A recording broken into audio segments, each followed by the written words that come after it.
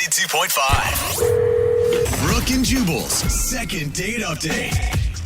How soon is too soon to share your life's ambitions when you're on a first date? Oh, I think that's a great thing to share right off the bat. Yeah, sure. Well, I guess unless your life's ambition is to set the world record for the most breakups in history. Probably not a good idea Good point. on a first date. Oh. But Brad's on the phone for a second date update right now, and his email said that he had a wonderful date and they shared their life's ambitions. Ooh. That's Brad, awesome. Sounds very deep for a first date. Yeah, I mean, I didn't think it was too much. I thought it was a nice, conversation topic. Really? Okay, yeah. All right. Or a lot of pressure, depending on if you have figured those things out or not, right? I want to have babies tomorrow. We'll get to that part in a second, but what's the name of the girl you want to call today? Tracy. All right, and how did you meet Tracy? I met her through, a dating app. Okay, what did you like about her? I mean, she seemed, super cool and that she thought I was funny, so that's always a good thing. Is that rare? Rarer than it should be. Okay, All right. valid. So tell us about your date. What'd you guys do? She actually wanted to pick the place. I was something she was pretty insistent on. So I was like, yeah, sure. And it was something I hadn't heard of. And you get this, she actually put her name on a list for us and then got us in with it. Wait, so it's like a hard place to get into? Is that what you're saying? Yeah, I mean, I had no idea. The place ended up being, totally packed. Whoa. And, I was just, waiting around. And then this girl just came up to me and she was like, hey, are you Brad? I was like, oh, yeah, what's up? And that ended up being Tracy. And she was like, hey, I put my name on the list. Don't worry, we got a table. And then just brought me right on over. Whoa. Oh. VIP. So That's she was cool. like a baller at this restaurant. Is she like a big foodie or something? Why was she so into this place? I mean, I don't think it was anything in particular, like a foodie, but I mean, we sat down and the food was bomb. It was so good. Ooh. So I mean, I guess she knew her stuff. I'm super glad I let her pick. Yeah. Nice. Okay. So she makes good selections when it comes to restaurants. Is there anything else you liked about her? I mean, we just got to talking, and like I said, she thought I was funny, so I was super into that. But we got to talking, and it was kind of crazy. We actually ended up we went to the same elementary school, but different years. Oh, that's awesome. Wow. That's a funny Yeah. coincidence. And then we actually had this friend, Rob, who's our mutual friend, that we had no idea that we both knew each other. So I wish Rob would have introduced us earlier. Yeah, what a small world. That's cool. Any chance you could be related and not know it? No, I don't think so. Okay. And you guys, I mean, you said you had talked about your life's ambitions. How did that come up? So I was talking to her actually about my dog, and she kind of made a little segue. She was like, actually, I want to work with dogs and animals for my ambitions of life. Really? Okay. Yeah. And did you say, oh, you can take my dog. I don't want him anymore. That could have probably turned her off. No, absolutely not. No, she was super into it. She was like, yeah, I want to open up a place for rescue pets, pets that come from bad homes, that kind of stuff. And I was just blown away. I was like, wow. Yeah. Started liking her even more because of that, because she got a big heart and stuff. Yeah. So this all sounds perfect. I mean, if she's not calling you back, there has to have been something that was weird. Yeah, I mean, it could be when I shared my dreams with her about what I wanted to do. Uh-oh. What are Why? yours? Okay, so I've been thinking about this for a while, and I really want to open up this Jurassic Park themed bar. Okay. Okay. Tell us more. Right, Yeah. right. You see the ones that have the different Game of Thrones, Anchorman bars. So Uh-huh. I want to do a Jurassic theme park bar. Whoa. Everything would be dinosaur. You would have food and drinks that would be dinosaur themed. Okay. I want to do this drink called a Velocirita. Oh. Oh, yeah. It's like a margarita, but it's a Velocirita. Yeah. I get it. It's exactly like it's get a it. margarita, but you call it a Velocirita. Right. I like it. I mean, Wait, it are could you? catch on. Who knows? And you think that she, didn't think that your dream of having a Jurassic Park themed bar was noble enough or something? I mean, it did kind of feel a little rough next to her, big adult dream of open up an animal sanctuary. Well, what yeah, was I guess her? it's kind of like, I want to open up an animal sanctuary. I want a race car bed. Yeah. Yeah. I want to play with dinosaurs. Yeah. What was her reaction though? What did she say to you? I mean, she was very sweet and supportive. She was like, that sounds fun. That sounds fun. Pats your hand. for Oh, you. cute. Yeah. I mean, but like, tell me that you guys wouldn't enjoy going to that. You know, like the bartenders and waiters would be like dressed up. You know, like park rangers. Yeah, I mean, No, yeah, I'm everybody's down. going there with the T-Rex inflatable costume, Oh, though, right? yeah. Like, I like the idea. It'd be fun. How did the date end with her? I mean, the date was nice. We didn't kiss, but it was a nice hug. It didn't seem like weird. I thought we would continue texting, but I haven't heard anything back from her since. Weird. that'd be strange for the Jurassic Park bar to be like the biggest turnoff where you wouldn't want to see somebody again. Yeah, that'd be a big old bummer because I thought it would sound fun. Yeah. Do you think maybe she stole your idea? That's why she's not calling you back. Just in construction right now. Oh my gosh, that would no. I don't think she stole my idea. Maybe I should have said something like I would donate, 5% of my proceeds from my bar, like to her animal charity or something. Maybe she That would have gone been a to good that. line. Yeah. Maybe you Even could though- try it if we get her on the phone. You can try it then. Be like, I thought a lot about it, and you can have 5% Not a of. bad backup plan. All right, well, we'll play a song, come back, and then call her and get your second date update, okay? All right, thanks, man. All right, hang on. Moving 92.5. Brooke and Jubal in the mornings. Second date update. Right in the middle of a second date update, and today Brad is on the phone, and Brad doesn't know it yet, but he and I are now business partners because I've decided to invest in his business. Because Brad wants to open a Jurassic Park themed bar. Wow. Be pretty fun. Yep. And Brad, I will only invest in your bar if we can also have a drink called the Pterodactyl. That's cute, guys. That's Yeah, awesome. I like it. I like it. If the waiters who are dressed like park rangers actually get to tase people, too. Whoa. Like anybody who's getting out of control. I mean, that might be a little much. Yeah. Okay, well, we'll talk about that one over the negotiating table. Right now, we got to find you a second date. Brad wants to call Tracy.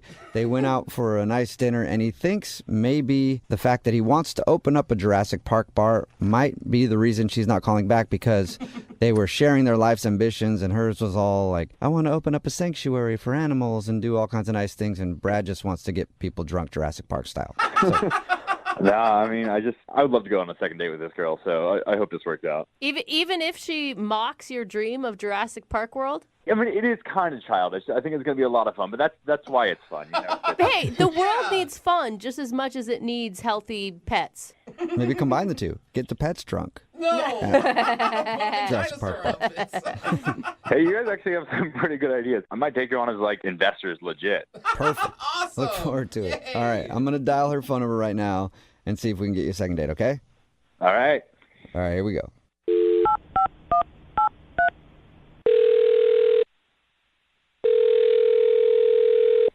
Hello? Hi, is this Tracy? Yeah. Hey, Tracy, how are you? This is Jubal from Brooke and Jubal in the morning. I'm not interested, but thank you. No, well, that's a lot of people aren't interested, but I'm not. Are you still there? That's awesome. It's not a telemarketing call. Wait, what's going on? Wait, why are there like a million people on this phone call right now? Well, there's really only three because it's a radio show. We're not a company trying to sell you anything. It's called Brooke and Jubal in the morning, and we're calling you because one of our listeners emailed us to get a hold of you. Okay. Okay, his name is Brad, and Brad is curious why you're not answering any of his texts or his phone calls or anything. Just tell Brad that I'm not interested.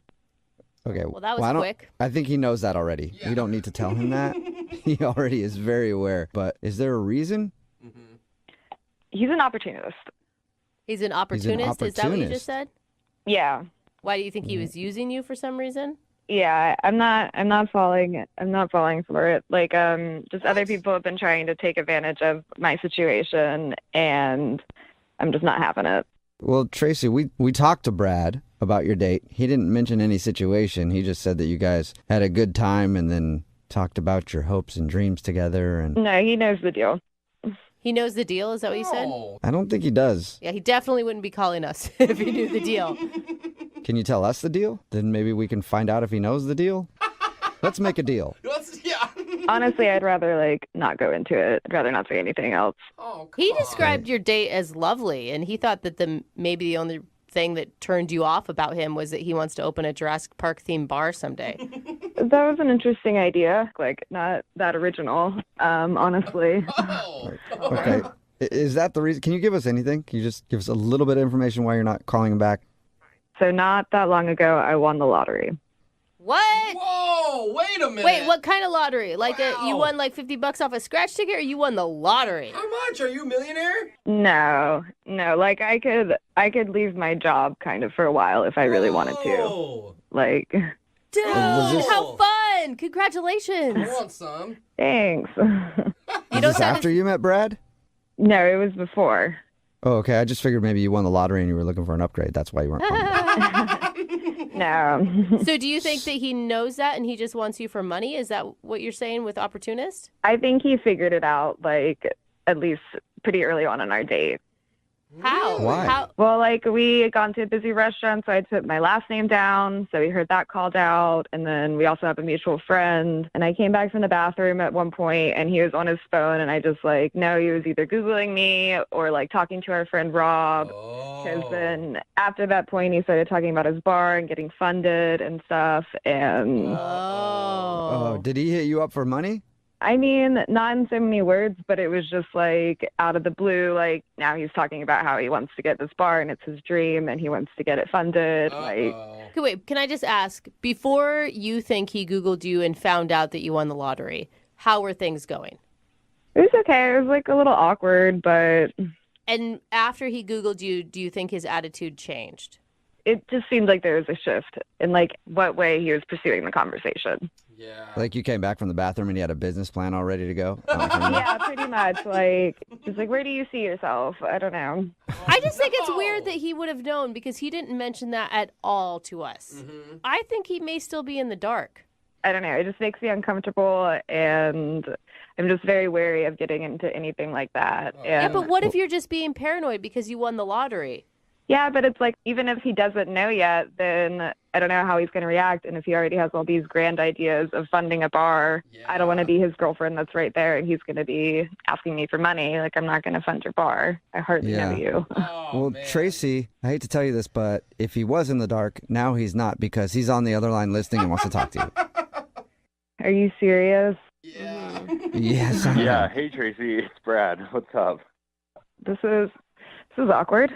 Yeah, awkward for you. Imagine listening to it. Listen, I had no idea you won the lottery. That's crazy. That's awesome. We can talk about that later if you want, but like I'm not No, not- I don't really want to talk about it with anyone. It's not something I like to discuss, really. I think you're really jumping to conclusions here. I didn't have any idea who you were. I didn't realize you won the lottery. Like on the date, you said like I was on my phone and stuff. I mean, I was just checking my texts and everything. I wasn't Googling you. I was just trying to enjoy our time, and I guess it's just like a nervous habit of picking up my phone.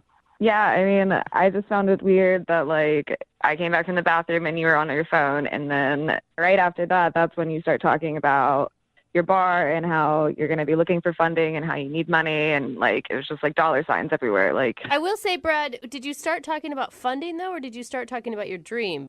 I was just kind of talking about, investors and that kind of stuff. But I wasn't saying that for her to like invest in me. I had no idea she had money, but like she seemed really into the idea. So, if she wanted to invest in it, that would be even cooler. Like we could do that together. What do you think, Oh my Tracy? God, you're right, That's Tracy. bad timing, though, to say that. Brett, I don't think you understand, like, how many people are constantly trying to take advantage of me for the fact that I won the lottery. So you're like missing the point completely here. When you like are talking about if I want to do this, then you'd be cool with it. Yeah, I mean it's totally up to you. Like, but it doesn't matter. Like if you want to go start your animal sanctuary, you go do that. But I'm probably gonna make a Jurassic bar. So if you want to be part of that, that'd be fun. Brad, what are you doing? Bro. I'm just talking. We're making conversation about like what we want to do with our lives.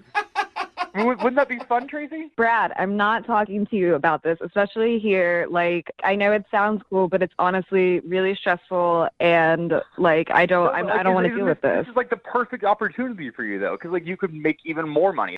Oh my God, I feel so bad for you, Tracy. I thought you were being paranoid at the beginning of this, and you were so spot on. But he didn't know at first. Yeah, I mean, it's true. I didn't know before, but like now I know. So this seems like a cool thing for her to do. I mean, it wouldn't even be like a big investment. It'd be like a few $1,000s just for like a cool Jurassic bar. Oh my gosh. No. Brad, you should probably focus less on her investing and more on wanting to actually go out with her. That's what I would think. I mean, like, why not both? Like, Tracy, would it be cool if we did this together, like, as a couple? You seem to be into it. You like animals. Dinosaurs are animals. I don't think anybody rescued them. I mean, wouldn't that be fun, Tracy? What do you think? Come on. No, I'm pretty over this conversation right now. Like this. All right. Well, Tracy, before you go, I do have a question for you. It doesn't involve you paying for anything. It actually involves us paying. Because would you like to go out on a second date with Brad? We will pay for it. He seemed really nice at first, but I think we're just like on two different mindsets, and I'm gonna have to say no. Oh my God, I don't blame you. I don't know how you're ever going to go out on a date without it being some sort of business pitch. Yeah, anybody. I mean, guys, it's not a business pitch. It's just like, it's a hobby. So she wouldn't have to do anything. All she would do is just put a couple thousand in and then just watch the money grow. What do you think, Tracy? Is it still a no? Yeah, it's still a no. Oh. I gotta go. Man, I didn't even get an opportunity to pitch my business. Yeah, okay, guys. Oh, Sorry, man. Brad. Looks like you lost out on a date and a potential investor. I mean, so guys, like, I didn't even like prepare for this like properly. If you guys could get her, back on the phone or maybe an email or something, and I want to give her like a proper business pitch, and I think she'd really go for it. Stop, Brad. Yeah. Stop. I think you got the point perfectly. She's definitely interested in that, Brad. So good luck. I'll let you handle that, okay? You keep reaching out to her. Brooke and Jubal in the morning. Text in at 78592, quite a few of them actually, that say that they would love to invest in a new Jurassic Park themed bar. It's Brooke and Jubal in the morning. And today's second date update, this dude Brad wanted to call Tracy because they went out and he thought maybe he wasn't going to call back because he wasn't sensitive enough to what she wanted to do with her life. She wanted to like help with like an animal shelter and help animals, and he just wants to open up a Jurassic Park themed bar. But the reason she wasn't calling back was because she won the lottery, and she believes that he found out that she won the lottery and he just wanted to go out with her for money. He didn't really help his case though when he spent the whole time trying to ask her to invest in his new business. Yeah. I mean, she judged him fairly. Yeah, I think so. At first I thought, wow, jump into conclusions. Nope, that was the conclusion. But he didn't know. I believe he didn't know. But the second he found out, he did exactly what he said he would do. He was that person. Yeah. Remember, if you want to do a second date update, all you have to do is email the show, and we will call the person who didn't call you back. Moving 92.5. Moving 92.5.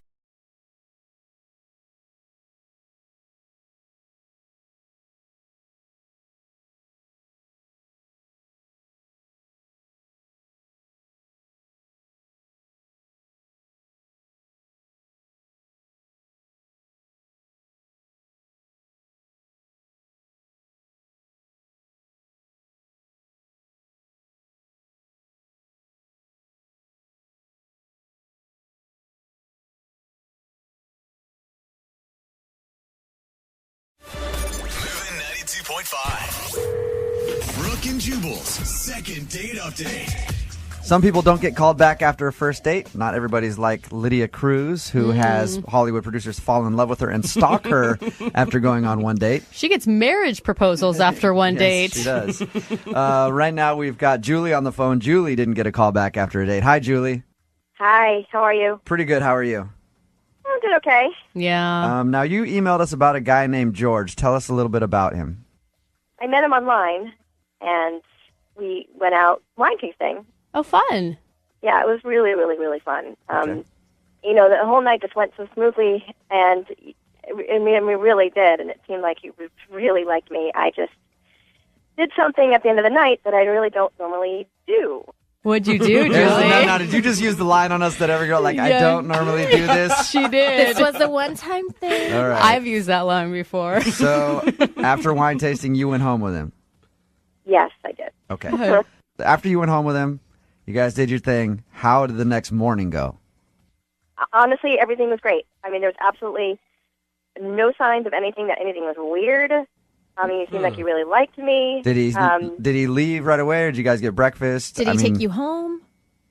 No, I mean, we ate a little something, but nothing too major. Okay. I mean, it wasn't like a long, drawn-out thing. But he actually got up out of bed and at least walked you to the door. Yeah. Oh, yeah. I mean, I'm telling you, it was like the perfect ending to an evening, and then an evening overnight. Right. And then the morning. Okay. What was the last thing he said to you?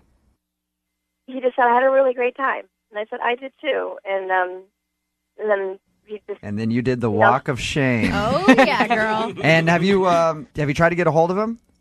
yeah, I have called him, and I've left some messages. It's been about 2 weeks, Okay. so I have no idea All right. what's going on. I don't know what I did. Okay. Yeah. Well, we'll call him right after this, see if we can get him on the phone and ask him why, okay? Okay. Moving 92.5. Brooke and Jubal in the mornings. Second date update. Julie called us about a guy she met online. They went out on a date. They ended up hooking up that night. Yeah. She says she doesn't normally do that. Mm-hmm. I believe her. I believe her 100%. Yeah, right. We're going to call him right now. His name's George, and see if we can get him on the phone and ask him why he didn't call you back. Are you ready, Julie? Actually, before you do that, I really haven't actually told you the whole story. Oh, really? Really? Yeah. Okay. What more is there? I just wanted you to know that he did call me after the date to Oh. set up a second date. So there was a second date set up, but I was really embarrassed to say it because he just didn't show up for it. And So he actually stood you up for your second date when you guys were supposed to meet up. Julie. yeah. Anyway, I just wanted you to know so that something like that comes out. You're hoping that he has a good excuse for not showing up and then not getting back to you. Well, yeah. Okay. Oh, that's weird. Well, we'll give him a call right now. And Okay.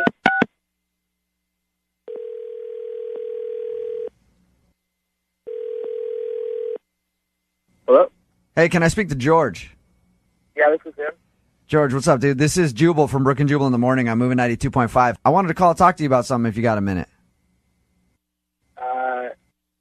Okay. Do you ever listen to the show, George?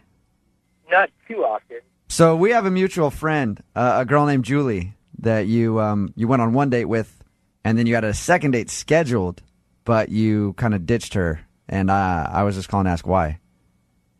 You mean the psychopath, Julie? What? Psychopath? You talked to her, right? Yeah, we just know her as Julie, not the psychopath, though. Tell us why you called her a psychopath. Well, what did she tell you?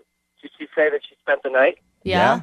She said you guys went wine tasting. Things went great. She went back to your house. The night of, everything was great. 2 days later, a girl friend of mine, a buddy, just a friend, texted me and saying, "What's your deal? What was your problem last night?"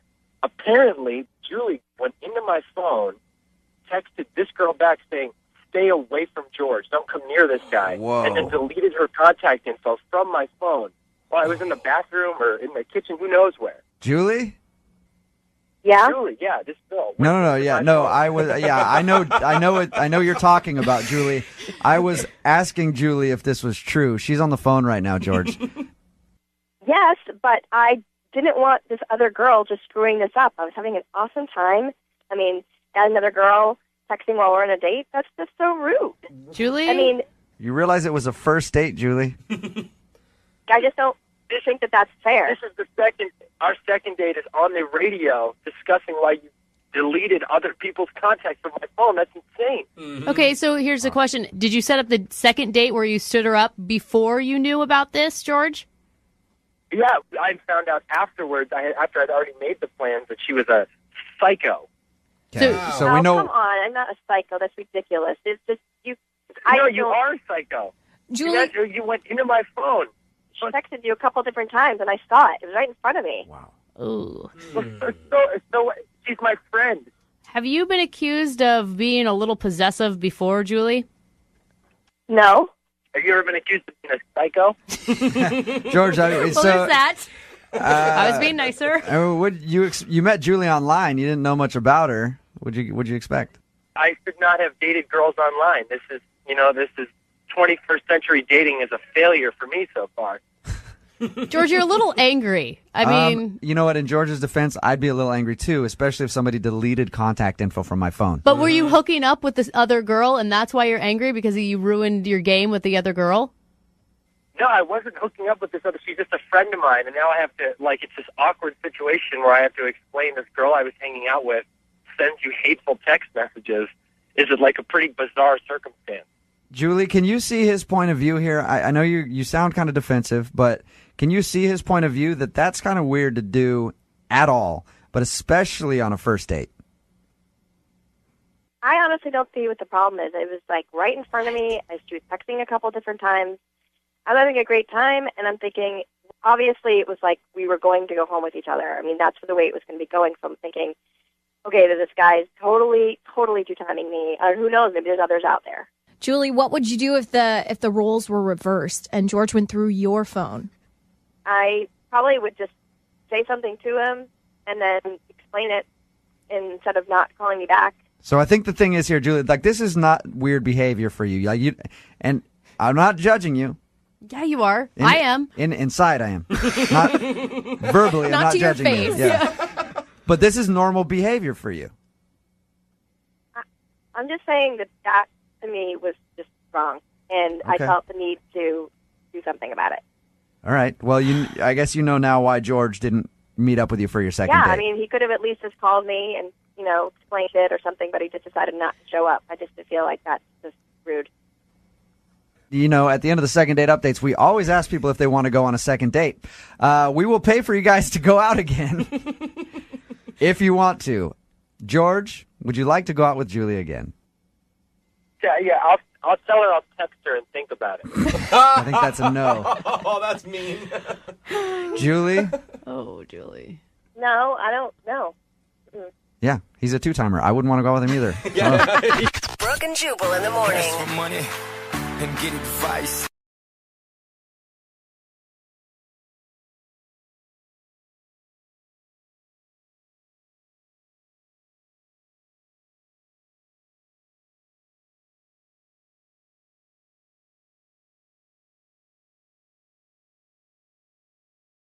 Moving 92.5. Brooke and Jubal's second date update. The woman on the phone for a second date update today met the dude that she wants to call in a very unconventional place. She met him at jury duty.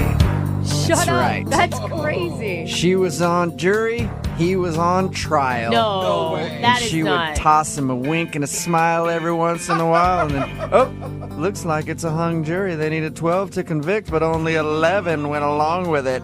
Get it? A hung jury. Yeah. Want to maybe go out for some drinks later? What do you think? Okay. That's actually, I don't think how it happened at all, Yeah. but in her email, it said that they met during jury duty, so let's ask her about it. Yeah. Hey, Melissa, how are you? I'm good. How are you guys? Good. Oh So was the guy a criminal, and that's how you guys went out on your date? No. No, we were both jurors. Oh. Oh, that's too bad. Really ruins the sexual innuendo jokes, too. I know. That sucks. Sorry. All right, boring. So you guys had jury duty together. That's an interesting way to meet somebody. Yeah. I mean, I definitely wasn't expecting it, that's for sure. Yeah, and you may be the only person ever to have enjoyed jury duty because I of know. it. Yeah. Only person I met on mine was like this really surly old lady, and I was attracted to her, but she Yeah. did not want to go out with me. It's weird. Jubal always getting turned down by the best of them. So tell us a little bit about this guy. What's his name, first of all? His name is Mark. Mark. Okay, and what did you like about Mark? Well, I mean, I was definitely attracted to him. He was really, really nice. He had brown eyes, which were like my absolute favorite, and curly hair, and he wore glasses, and just really, really cute. And he asked me to lunch every day. Okay. You know? Oh, that's Were they kinda actual fun. like dates, or was it just that you were the cool one on the jury that he wanted to hang out with? I mean, I don't know. They felt like dates because, I mean, like there were more women on the jury. It wasn't like I was the only one, you know. So he definitely specifically asked me. Right. So we went out every day. We talked a lot, and we kind of discussed the trial, but we also talked about our personal lives and felt like I got to know him and he got to know me. Oh my God. I would have shown up for the first day with like no makeup and some sweatpants on. And then by the third day of jury duty, it'd be, why, look at these tight little pants and my makeup and my hair is all done. Yeah, I was definitely looking a little better by the end of the trial, that's for sure. Yeah. Wow, you look so different from the first day I met you. Just a little bit. He's not calling you back, though. I mean, did you guys go on a date after your jury stuff? Not after, but we had talked about during one of our lunches that we would like to get together after the trial. So we definitely have plans to get together, and we exchanged numbers and everything.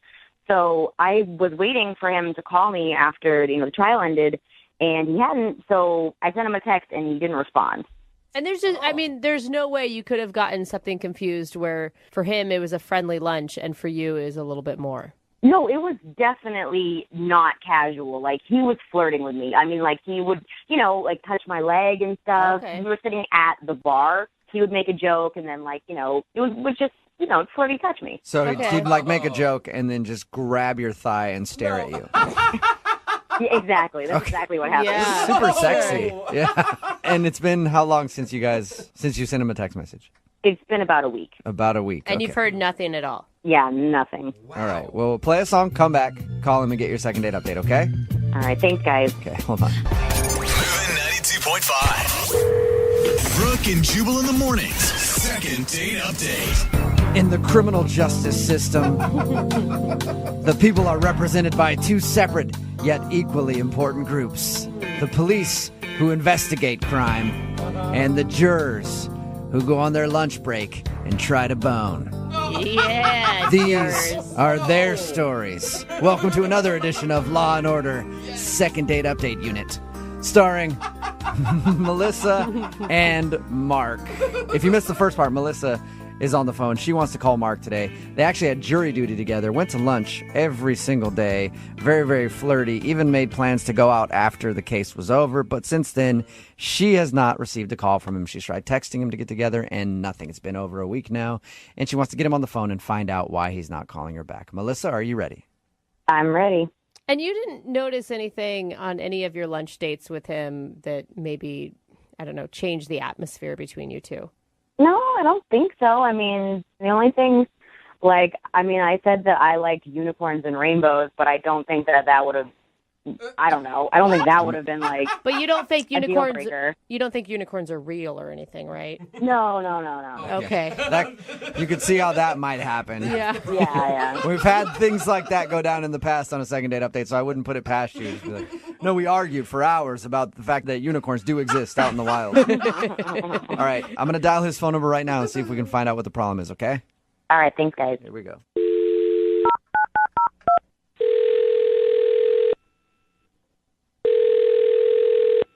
Hello? Hi, I was looking for Mark. I'm speaking. Is this Mark who served jury duty just about a week ago? Yes. Awesome. I'm from the district attorney's office, and I need to speak with you about something. I don't think you can say that. No. What's going on?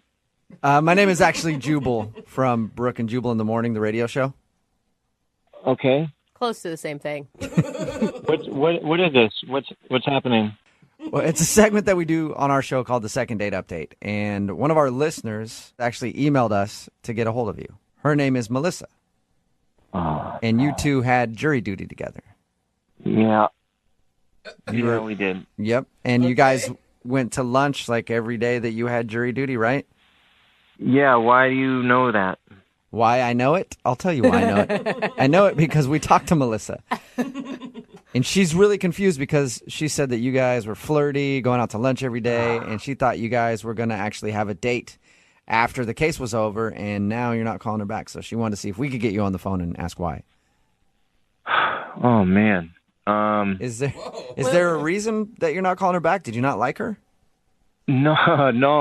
That's the complete opposite. Like, I just fell for this girl, man, like hard. What? Wow. Yeah, it was one.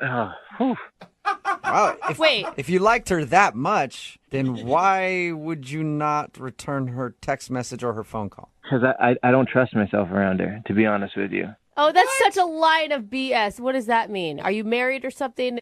No, I'm not married. It wasn't anything like that. Like, I realized that, like, it probably wasn't great for me to be around her. Like, how though? What do you mean? She she didn't do this intentionally, but she like inadvertently changed my vote for this trial. What? Whoa. And after like I got back and I was like, oh my God, like I just put this dude away when I didn't really believe that he was guilty, because she did, and we were talking, and it was just like, oh no, yeah, totally, completely. I know, I agree with you, of course, you know.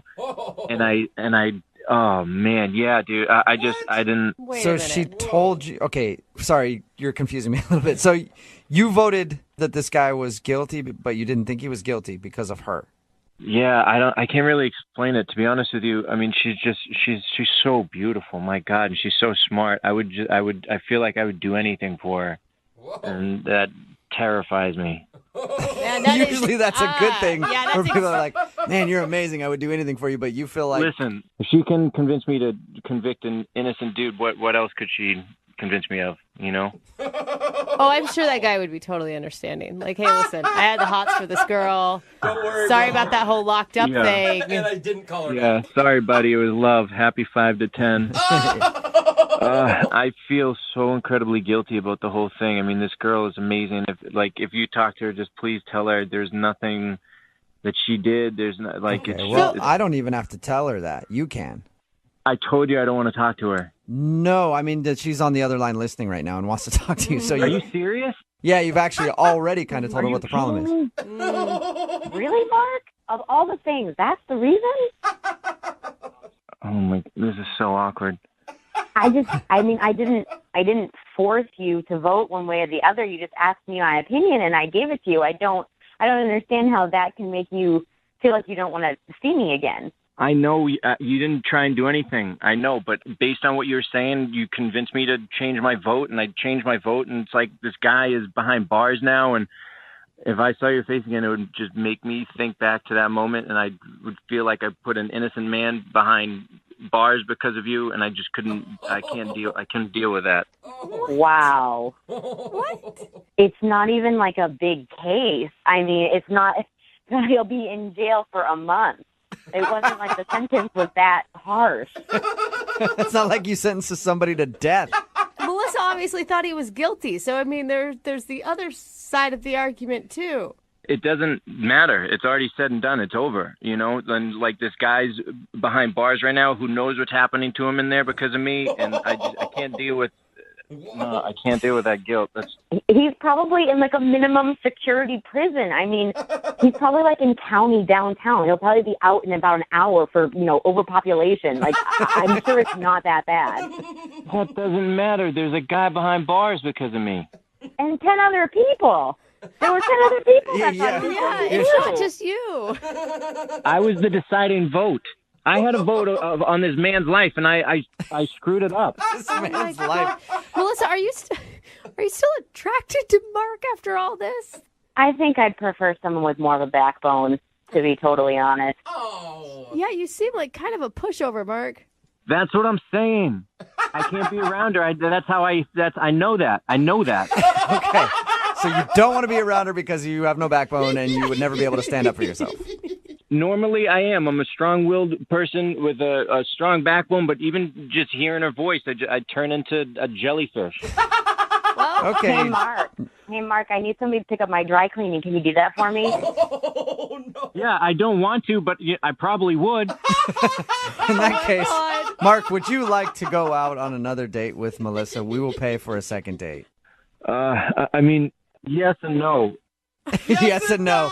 I guess the decision is all Melissa at this point. Melissa, do you want to go out with Mark again? It's your call. Say no for his sake. Yes, but I want him to pay for it, not you guys. Dude, Melissa, I feel like you're going to use your powers for evil. Yeah. Harness them now for that good. I know I have them, I must. Oh, I'll do whatever you want. Let's just get this over with then. Oh, my God. Wait, are you saying you'll go out with Melissa again? I have no choice. Okay, and Melissa, you actually do want to go out with him again? I need to make sure. Yeah. I've never been put in this position before. Yeah, I'd love to. Well, oh, my God. Congratulations, Melissa. You got yourself a second date. Oh, man. Woohoo! And an indentured servant for life, I think. Oh, what have I done? Oh, my God. Brooke and Jubal in the morning. Got a text in at 78592 that says, I don't know what kind of mind control powers Melissa has, but I will do anything for her as well. It's Brooke and Jubal in the morning talking about today's second date update. Melissa wanted to call a guy named Mark. They've actually served jury duty together, and she was wondering why he wasn't calling back. They enjoyed their time together. They agreed to go out on a date, but we got him on the phone and found out the reason he wasn't calling back was because Melissa controls him and his every move. He said that he didn't want to vote guilty, for the guy that was on trial. But because she thought the guy was guilty, he voted guilty. And she didn't ask him No. to vote guilty. No. He just did it. And then he assumed that means that everything Melissa would ever ask him to do, he would do it. He had no backbone when it came to her, so he didn't want to see her again just to try to preserve himself because he knows that he can't control himself. No matter what Melissa wants, he will do it. Which kind of told us what he was going to say at the end when you asked if he wanted a second date. Yeah, of course. They are apparently going to go out again. He Yeah. says that he knows it's not a good idea and he probably shouldn't go out with her because he can't trust himself. But Melissa said, Mark, you're going out with me. So he said, okay, I'm going on a date with you. I think he's doing some chores for her, too, around the house. Yeah. You know, Yep. picking up the dry cleaning, vacuuming, dishes. Yeah, whatever Melissa wants, Uh-huh. Mark is going to do it for her. Remember, if you want a second date update, all you have to do is email the show, and we will call the person that didn't call you back. Moving 92.5.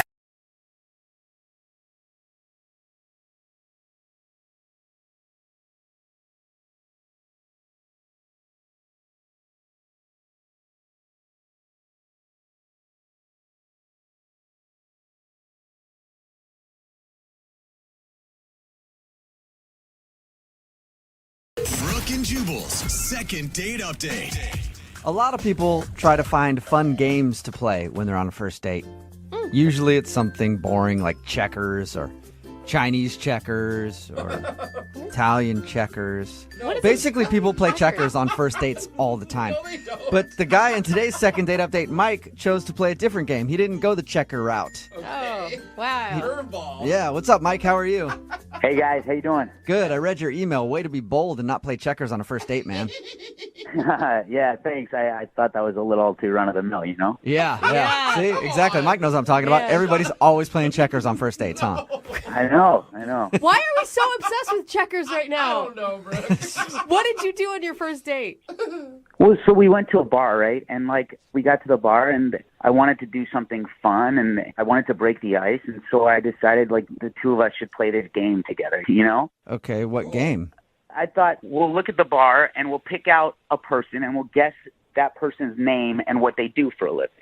Oh, I like that game. I play that game. I don't know that there's a name for that game, but I often play that game. Yeah, it's fun. You get to show each other, a little bit of your personality. You laugh. Yeah, and you get to judge people all at the same time. No, it's not judging It's super people. fun. It's just like making funny backstories about how maybe they worked at a manure plant a while back.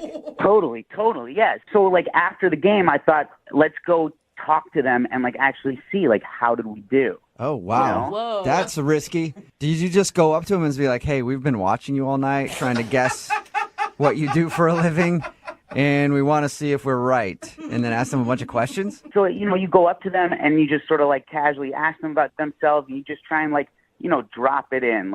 It's easy to start with the name, right? And then you naturally get to what they do for a living. And it turns out we got one guy right. So what did this guy do that you got right? Well, so he works in IT, and we looked at him. We saw his T-shirt. It was a computer graphic, and he was wearing some glasses, and he was nursing his drink in the corner. And we both thought IT, and we're talking to him, and he tells us he works in IT. And as soon as he said that, just instinct, she and I high five, and he looks at us real weird. Maybe he just thinks you're really passionate about IT jobs. Hell yeah, guys, can I get in on that high five too? Yeah, we totally would have high fived him. It was a great moment. Okay, Dude, so it sounds like you had a good time. Yes, it was so much fun. We kept going around and meeting more people, and there was this other table that we introduced ourselves to, and we hung out with them. We laughed. I was enjoying myself. She was enjoying herself. Wow. This table, they enjoyed hanging out with us. Hey! Everything sounds great till this point. How'd you end everything? We both had to be up for work the next day, and we both decided, let's call it a night. And we walked outside. I gave her a hug, and it was just it was a really nice date. Nothing awkward. It was just a nice hug at the end, and I haven't heard from her since. Did you get time through all this game and hanging out with your new group of friends to actually get to know her very well? I thought so, yeah. I thought, we got a chance to show each other, how we interact. And, there were no, awkward silences that, I tend to experience on first dates. We got to sort of, we got to sort of like hang out with each other and like see how we interact with lots of different kinds of people. I thought it was awesome. Okay, so after the date, did you make plans to hang out again? We didn't make concrete plans, but we both said like, yes, let's hang out again. She confirmed that she had a good time, Okay. you know, and I was like very clear, like, this was awesome. I would love to see you again. You think she's not calling you back then? You know, like, I don't know. There was one moment, like, during the night when, like, I made one joke about one guy that, like, I just thought it was a joke that, like, didn't land right, you know? Uh-huh. What was the joke? So we were looking at this one guy trying to guess his name and what he does, and, like, his clothes were, like, real shabby, didn't look like he prized, like, personal hygiene. And, like, I made a comment and a joke about, like, well, he's probably poor. Oh, dude. Okay, that's not really a joke. That's just mean. Were you right? Do you know if you were right? I don't know. We steered clear of that guy. Okay. Yeah, you don't want to talk to poor people anyway, right? Yeah. How did she react when you said that? Did she seem upset? I mean, there was like a look, right? She seemed a little bit like, oh, she winced a little. Yeah. Yeah, of course, he's poor. You're going to wince. She didn't wince because of that. She winced because she's a little uncomfortable. And Yeah. but I didn't think it was more than that. I mean, like, I'm poor. I couldn't care less if she's poor, right? Like, I'm just joking. Okay, you know? so you think maybe she's not calling you back because she didn't like that joke? I mean, that's really all I can think of. Okay, cool. Well, we'll play a song, come back, call her, and get your second date update, all right? Okay, awesome. Thank you, guys. Okay, hang on. Moving 92.5. Brooke and Jubal's second date update. If you're just joining us for today's second date update, I'm really surprised that Mike, who is on the phone to call Deanna right now for another date, isn't getting a call back because normally women love it when you make fun of poor people on dates. Oh, no. Mike, I'm surprised. Like, that's always been a go-to for me. Sometimes we just drive around the city and laugh at homeless people, and it's always gotten me so far with ladies. Sick, dude. You're terrible. That is not fair. That is not at all what I meant. It was a light joke, and it didn't land. It didn't land. All right, if you're wondering what we're talking about, Mike went out with this girl named Deanna. They went to a bar, and they spent their night playing a fun game where they would look at people and try to guess their occupation and all that, and then even go up to them later and meet them and then find out if they were right. But he feels like she might not be calling back because he had a poorly timed joke where he looked at someone and said, I bet you that guy's just poor. And his date didn't look like she thought it was funny. It sounds worse here. I never heard. Did you ever approach the poor guy and find out what he did? No, we steered clear of him. I thought it was probably not best to revisit. Yes, thank you. Yeah, just leave that in the past and move forward. Yeah. And even then, it sounds like you recovered because you said that she was interested in hanging out again at the end of the night. It sounded like it, yeah. And like we kept hanging out. We kept meeting these other people. She had a great time. Yeah. All right, cool. Well, I'm about to dial her phone number right now and see if we can find out why she's not getting back to you, okay? Awesome. Thanks, guys. All right, here we go.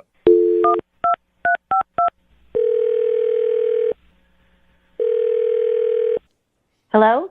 Hi, can I speak to Deanna, please? This is Deanna. Hey, Deanna, how are you? This is Jubal from Brooke and Jubal in the morning. Brooke and Jubal. In the morning. Brooke and Jubal's the first name, last name in the morning. No. Don't listen to him. What are you calling me about? What's happening? It's Brooke and Jubal in the morning. It's a radio show. And we got an email about you from one of our listeners. About me? Yeah. His name is Mike, and you guys went out on a date the other night. Oh. Why did he email you guys? That was a tone change. Because we do a segment on our show called the Second Date Update. So Mike had a really great time. He says he thought you had a good time too, but now you're not calling him back. So Well, that's interesting. That's interesting. You don't think that he had a good time? You could say that, yeah. His description of the date is like picture perfect almost. Like you guys were laughing, you're high-fiving, you gave hugs. Oh, that's true. I thought we had a really good time. I had fun, but apparently he didn't have, good enough time. Why do you say that? I mean, how much do you guys know? Well, we know that you guys went to a bar and then played a game where you would guess people's occupations and stuff. Uh-huh. Then went and talked to people and found out if you were right. Yeah. That's pretty much all he told us. Was it the poor joke? He told us about the poor joke, how he tried to make fun of somebody and it didn't really work very well. No. The whole thing was us judging people. That was fine. Okay, so you're into that. All right.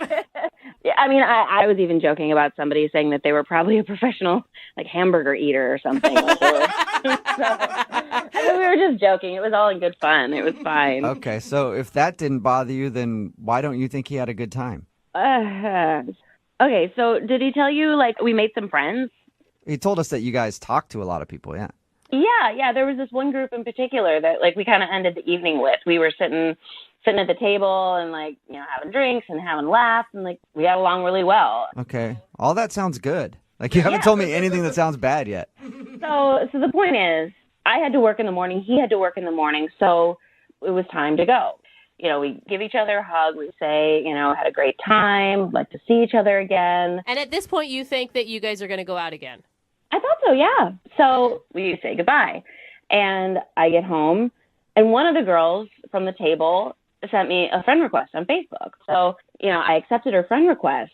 And, like, I had not been home that long, and she sent me a message on Facebook saying that she's like, I don't know if you know, but this guy that you were in with is back at the bar. And he was like, she told me, she's there, like, in real time, like, telling me, like, what's going on with this guy, that he's, like, at the bar, like, flirting with other girls.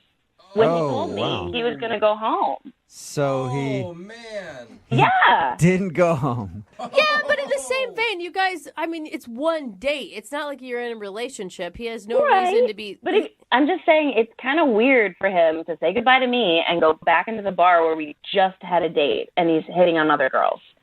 Yeah, I mean, I guess I could see that. I'm still on the fence. Is that weird?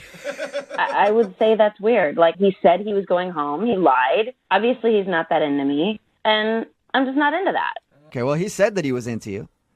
Well, it seems otherwise. Okay, well, maybe you want to ask him because he's actually on the other line listening to this conversation and wants to talk to you. Are you serious? Yep. Mike, are you there or have you called another radio show already? No, come on, guys. Yeah, I'm here. Hi, Deanna. Hi, Mike. Look, there's a completely reasonable explanation to all of this. Okay. I came with a jacket, and when we walked out of the bar, I left it in there. So I went back in to get my jacket. So you're saying you forgot your jacket and then you accidentally started flirting with other women? No. I'm saying that I don't get to, like, have a lot of nights where I get to, like, socialize. I don't go out a lot. And so when I went back in to get the jacket, I went back to the table that we had been hanging out with, and I just, like, stayed and I hung out with them, and I had a good time. I wasn't hitting on other girls. Oh. Really? So why would this girl tell me that you were? I have absolutely no idea. I wasn't even talking to her. I was talking to, like, the other guys at the table more than her. She has no reason to send you that. Like, that's way out of line. So you're just telling me that she just made it up? That she just decided to tell me, just make up that you were flirting with other women? Why? What would she do that for? Why would she tell me that? Look, yes, were there other women at the bar that I spoke to? Yeah. Was I hitting on them? No, like, not at all. I hear you. It just seems different than what I heard, and it just felt really crappy, you know? Like, I had a good time with you. Okay, if you're asking me if I am banging anyone that we met... Wait, that's the word that you jumped to? Mike! I think she said flirting. Yeah. You went from 0 to 100. Well, I just thought, like, let's put all our cards on the table, you know? Yeah, put it out there, well, Mike. You did. You put them all out there. Yes, dude. Yeah, Mike, I didn't say you were banging other people. I mean, I just got to, like, I feel like I'm being accused here. Yeah, but she said flirting, Mike. Yeah, well. Yeah. Well, call a spade a spade. Like, I know, I don't know. I had a good time. This is such an intense conversation after a first date. Yeah. Like, Mike sounds like a sketch ball, and I don't know about a sketch ball. Like, that's a little bit harsh. No, I agree, but, you know, like, both of you sound a little crazy on the phone right now to me. It's not my fault. I was brought into this on the radio. Yeah. I was happy to just leave it alone, you know? That's true. I'll give you that. Look, Deanna, I like you. I had a good time, and I obviously wouldn't be calling this radio station to get in touch with you if I was banging somebody else. Mike, stop it. We get it. We get it, Mike. Uh-huh. Deanna, Would you like to go on a second date with Mike? We will pay for it. Assure you he's not banging anybody else at that bar. Please, Deanna, please go out with me again. Like, I swear on my life, on my brother's life, on my mother's life, on my grandmother's life, that I was only going back into that bar to get my jacket. Wow. You hear that, Deanna? People will die if Mike's lying. So would you go out with him one more time? I mean, I don't want to hurt his mom. Okay. Yes. All right. So that's a yes. So you'll go on a second date with Mike. Sure. Yes. Okay. Sure, yes. Oh, Deanna, that's amazing. Okay. Thank you. I promise you will not regret it. We'll have a great, great time. Okay. But keep the banging talk to a minimum. Awesome. Brooke and Jubal in the morning. Got a text in at 78592 says that guy is totally lying. He definitely went back to that bar to hit on other women. Yes, he was. If you missed today's second date update, that was taped while Brooke was still here. Jackie is filling in while she's out on maternity leave. Mike wanted to call a girl named Deanna who wasn't calling back after their date. Apparently, while they were out on their first date, they kind of played a game where they would look at people and guess what they did for a living and stuff. Sounds fun, though. I like that whole thing. And then they'd go up and talk to those people and find out if they were right. Well, after they left each other for the evening, apparently they made friends with some people, and one of the girls texted her and was like, hey, that guy's back here again, and he's totally hitting on everybody. So she didn't want to call him back because he figured that he was just a player, and he went back to the same bar they were just hanging out at to hit on people. And he swore that he forgot his coat there, and he just ended up, like, hanging out, and he doesn't know a lot of people and have a lot of friends, so he was just having a good time. Oh, yeah. And she bought it and agreed to go out with him again. Okay. So. She had someone that was almost a stranger, another female that went out of her way to say, girl, he's a dog. Yep. And she, I mean, and normally girls, you know, that's the kind of girl you want to be friends with. But you know, Jackie, girls are haters like that. Like if I went back to a bar and I was just like randomly having conversations with like 5 other women that night, somebody's going to be like, he's hitting on girls. That's just how it works. When all I was doing was just trying to hang out with my friends, my new friends that I met because I forgot my jacket. Yeah, no. Totally innocent. No. Anyway, they agreed I'm not buying it. to go out again. If you want to do a second date update, all you have to do is email the show and we will call the person who didn't call you back. It is Friday, so Young Jeffrey's Song of the Week, just a few minutes away at 8:10.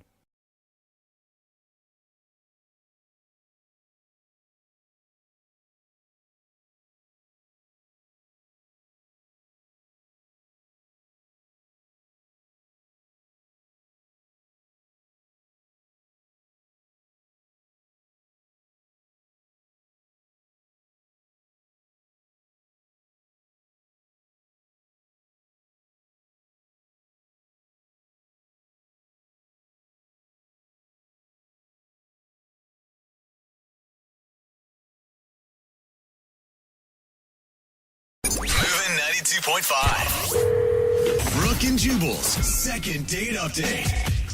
A dude named William is on the phone for today's second date update, and in his email he said he felt like a kid again, so I don't know if that means like he threw a tantrum and peed his pants, and that's why she's not calling him back. We'll find out.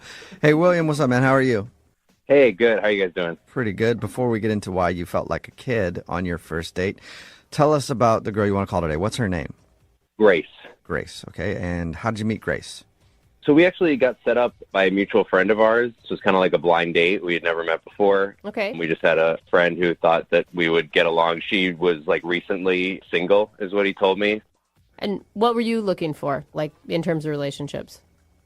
Kind of just that. I mean, I'm open to kind of where things go.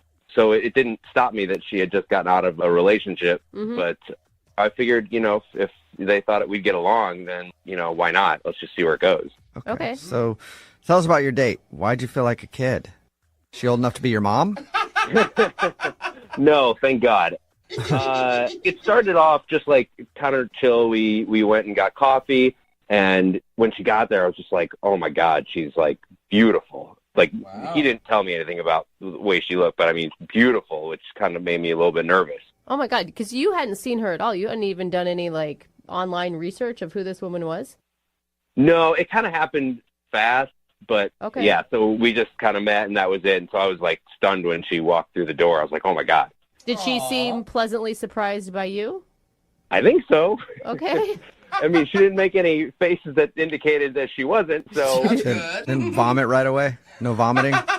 No, nothing nothing that bad. But I mean, she smiled a lot, like she laughed at a lot of stuff that I was saying. So like, I could tell that she was into me and like I was into her. So the reason I said I felt like a kid is because we went for a walk afterward. Is like the sun was going down and we were walking through this park and we passed by like a playground that nobody was on. There weren't any kids on or anything because it was at night. But we looked at each other and we were like, this would be fun. Let's go like play on the playground together. Yeah. And she seemed really excited about the idea, and it's been a long time since I've like been on a swing or anything. So we went over there and just like played around for a while, which was really fun. That's kind of cute. Was that the end of your date as you guys were playing, then you went your separate ways, or what happened next? No, we played, we kind of did, for a little while, but kind of got over that. And then we just kind of laid down, like there was, like one of those old kind of like merry-go-round sort of things that spin. Yeah. And we were there for probably a couple hours. Wow. Just like talking about, like I never imagined in this first date, like we'd get in, but we talked about everything. Like it got really deep, which was, it was cool. Right. And then it went on and we like lost track of time. And I looked at my phone, which I didn't look at the whole time pretty much, and realized it was like midnight. Oh my gosh. Wow. Yeah. You're on a park at midnight. You got to get out of there. It's about time for the crackheads to show up, Yeah, I know. 2 grown adults in a park at midnight is probably not a good look. Yeah. But no, she just, so she's like, oh my God, I can't believe it's midnight. And so I walked her back to her car, and I realized afterward I probably was a good place to kiss her, but I didn't. Okay. But we, made it to her car, hugged goodbye, and she left. I asked her because it was so late. I was like, can you text me when you get home? And she did, and that was it. That was the end of it. So that was the last time you've heard from her? Yeah. So when she texted me back that night to be like, yeah, I got home safe, that was the last time that I heard from her. And I've texted her. I left her messages. I reached out to my buddy who set us up, and he was like, I haven't heard from her either since then. So, I literally have no idea what's going on. It sounds like a really intimate date, and that you guys really got to know each other. Maybe it was just too much for her right out of a relationship. Maybe she got scared. Maybe. I don't know. I mean, she was, really open with stuff, and, I really was, listening to her. And so, yeah, I don't know what happened, but, if she felt that way, she could tell me. But, I have not heard a thing from her at all, anything. Okay. Well, we'll play a song and then come back and call her and see if she'll answer our phone call and get your second date update, okay? Okay, thank you. All right, hang on. Moving 92.5. Brooke and Jubal in the mornings. Second date update. All right, in the middle of today's second date update, and if you missed the first part, William wants to call a girl named Grace. They were set up on kind of like a blind date. Everything happened quickly. He didn't even see her before they went out. They met for coffee and then ended up hanging out at a playground until midnight, and he felt like a kid again. He said it was awesome. The one thing he does regret, though, is that he didn't kiss her at the end of the night, and now he's not getting a call back, and he doesn't know why. Will, I'm thinking maybe it was the kiss thing. Maybe you should have kissed her. Yeah, I thought about that. I feel like maybe I had a chance to do that, and I didn't, and now I regret it. But then I keep thinking about everything. I want to know what it is. If I did something or said something to her. If you were to kiss her, what would it sound like? What? What are you? You want to hear what his kiss sounds like? Yeah, William? I don't know if I want to do that. Oh, come on, just a little sample. No. Why? What does a William kiss sound like? What is the point? That sounds normal. Okay, that's a good answer, I don't know what William. a normal kiss sounds like. Sorry, no, this is not. I know you don't. Just All keep right, imagining. William. Okay, you have your fantasy. Okay, I'm going to dial her phone number right now. Are you ready? Thank you. Yeah, no, I'm ready. Anything to stop talking about my kissing sounds. All right, here we go.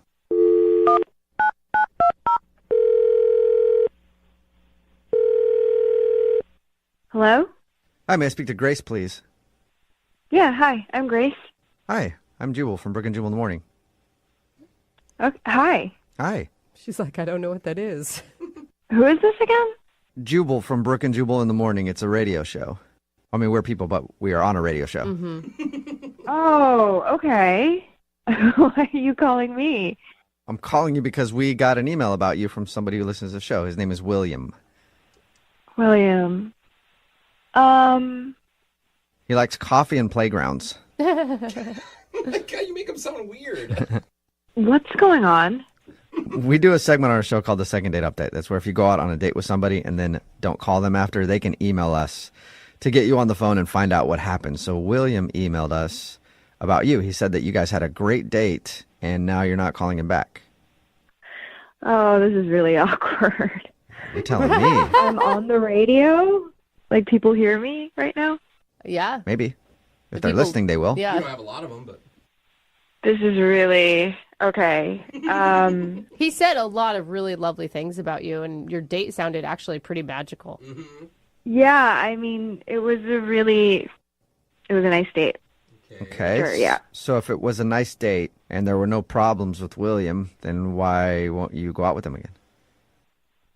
I feel really, really, really bad because he is a really good guy and it was a really nice date, but we're not going to be going out again. Why? I mean, I didn't really plan for this. Well, what did he tell you? He said that you guys went out for coffee, then hung out on a playground and enjoyed doing that until about midnight, and that was it. He also said he regrets not kissing you because he wanted to kiss you. Apparently, he makes a really cool sound when he kisses. I didn't know that, but He did not say that. but he regrets not kissing you, though. Oh, God, he was such a good guy. Have you Okay, thought so about him? If you liked him so much, then can you at least tell us why so we can let him know? I mean, if you hated the dude and never wanted to hear from him again or whatever, I could understand you just not telling us anything. But do you think he has the right to know? Well, literally, when I got home after our date, I got a knock on my door. It was my ex. Oh, no. And we'd been together for 4 years. Like, only been broken up for like a week. And he knocked on my door and he was really emotional and he had followed me and William through the entire date that we had. And he... Wait, He was following you guys? That's creepy. Oh, my God. I kind of thought it was really kind of sweet. Sweet? What? He really felt like it should have been me and him instead of me and this new guy, William. So wait, was he like in the park watching you this whole time that you're hanging out with your date? Yeah, I think he was like in his car and he was just making sure I was okay. Creepy. You don't see that as a red flag? No, I thought it was really sweet that he just like waited for me and was making sure I was okay. And he doesn't know who William is, so what if William was like this crazy guy who's just protecting me? Okay, so you see it as a good protection thing rather than a creepy stalker thing. Yeah, I mean, I was with him for 4 years. I know him pretty well, so no, he's not a stalker. Yeah, if it was a random guy, I guess So, it'd be different. I mean, what happened then that night? He comes to your house, he's crying, and... He's like really upset and he really wants to get back together and he says he's really serious about us and he brought flowers and he wrote this really long letter. And I was just really overwhelmed and he was saying that he regretted cheating on me and he shouldn't have done that and he was apologizing and So that's why you guys broke up. yeah. Okay. He cheated once in 4 years. Well, you shouldn't cheat once. in Yeah. I mean, I 30 think years. I think one time for a lot of people is too much, but you get one every 4 years, I guess. Yeah, but it was like the girl was kind of shoving herself on him. Like she's like a really big flirt. Oh, yeah, so it's her fault. Okay. Got it. Okay. So wait, I mean, you're defending him a lot right now. Well, yeah, because he's a good guy. I've known him for 4 years. He's not like a stalker, and he's not a cheater. Like he's not like serial cheater. Except that one time. Except that one time. I mean, he did both of those things, but that doesn't make him those things. I mean, he's just emotionally like overwhelmed. That's why he followed me, and like we were having problems in our relationship, and this girl was just like shoving herself on him. So Okay, so are you saying that you don't want to go out with Will again because you're getting back with your ex? yeah, I can't give up on my guy. You know. Oh man. William and I, we really had a great time. But I've only been single for a week, and I've been with my guy for 4 years, and, you know, we're really serious now. So I have to give him another shot. Oh, man. Why don't you tell Will that? Because Will is actually on the other line listening and wants to talk to you. Will, are you still there? Yeah, I am here. Grace meet Will. Will meet Grace. Will and Grace. Oh, yeah, Sounds like a TV show from back in the day. Yeah, hey guys. I'm so sorry that I sort of dropped off, but I just didn't know how to handle the situation. I'm really embarrassed, and I'm so sorry. Yeah, I mean, I get that. I mean, that was a rough way to hear that stuff. Yeah, I also didn't plan on being on the radio. I didn't even know you were listening. Yeah, but I texted you like a lot, and I called you and left messages, and like I didn't know what to do, and then like to find out that like that's what happened that night after you left, and like that's why I haven't heard back from you. Like I don't know, man. I know. I like, okay, honestly, like I haven't dated in 4 years, you know, and my girlfriends were like, yeah, it's okay to like not respond after one date. So I thought like that was like my response, not responding. You could have asked your boyfriend because he's been on a date in these 4 years. I mean, yeah, like what is the deal with this guy? Like honestly, he cheats on you. Like it sounded like it was a bad point in your relationship, and like you felt good about breaking it off. Once. It was like barely anything. I just like really reacted impulsively. But just for the record, like if it was you and I, like I would never cheat on you. I mean, think of like it took this guy cheating on you and you breaking up with him for him to like open up to you the way that you and I did the very first time we met. Like, don't you feel like we had like something like really special that is like not like this other guy? Whew, way to fight for it, Will. You know, I've been with him for 4 years, and he's a really good guy, and we definitely had like a connection, but we had more than a connection. I mean, like 4 years. I mean, hold on. Did you tell him that we were going on a date? Like, is that how he knew where we were, or did he just like find out on his own? I mean, I guess I told him that we were going on a date, but it wasn't like a weird thing. Like it was, I just was telling him what I was doing that day. I mean, listen, you were so nice. You really are a good guy, you know? And in any other universe, we would definitely be trying something, but like right now, it's just not going to work. Grace, are you saying you want to go on a second date with William? Because if you do, we'll pay for it. Would you like to go on a second date with William? I don't think we'll pay for it. Hold on. Before you answer that, Grace, just listen to me for a second. Like, think about what you're comparing here. Like, you're looking at a guy who, even after 4 years with you, cheated on you. He only got back together with you because of like this desperate attempt in the middle of the night to like come to your apartment after you're coming home from a date with another person. Right. Or you've got like this guy who like you had this really real connection with. You have a chance to like start over with something good instead of like going back to this old thing that you saw didn't work. And that, I mean, that's what you want to do? William, I'm so sorry. I really have to give this a shot because I really care about him. And again, like, you're so wonderful.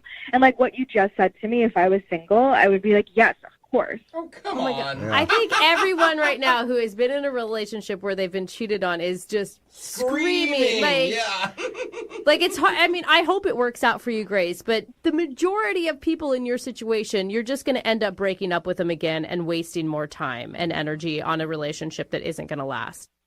That's your opinion, and you're entitled to have that, but I know him, and I have to give it a shot. All right. Okay. Well, sorry, I've been Will. there. I get it. Sorry, William. No second date. Maybe start cheating on women, and then maybe you'll get some more dates. Okay, Will? I might as well. Brooke and Jubal.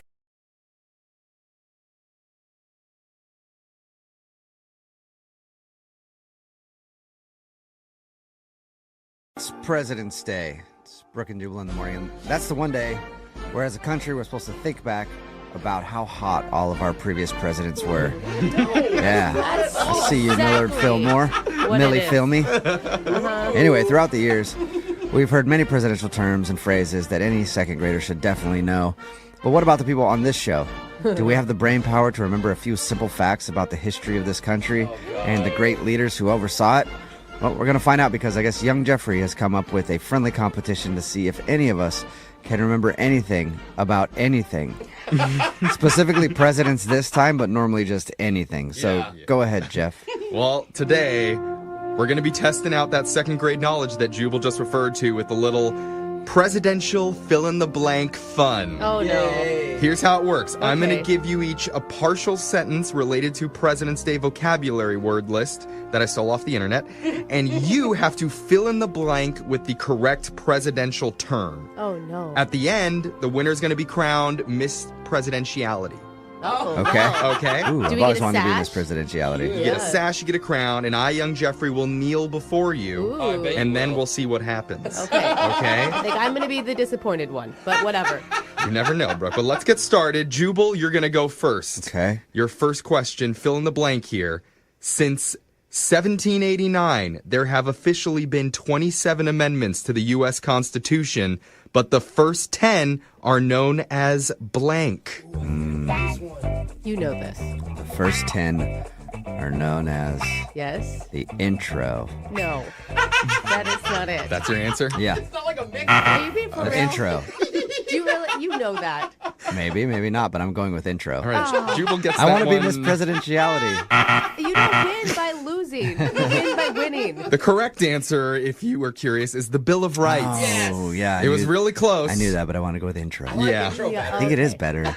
Let's move on to Preface. Brooke here. All right. Your question. The group of philosophers, politicians, and writers who led the American Revolution against the Kingdom of Britain are known to history as blank. God. Benjamin Franklin, John Hancock.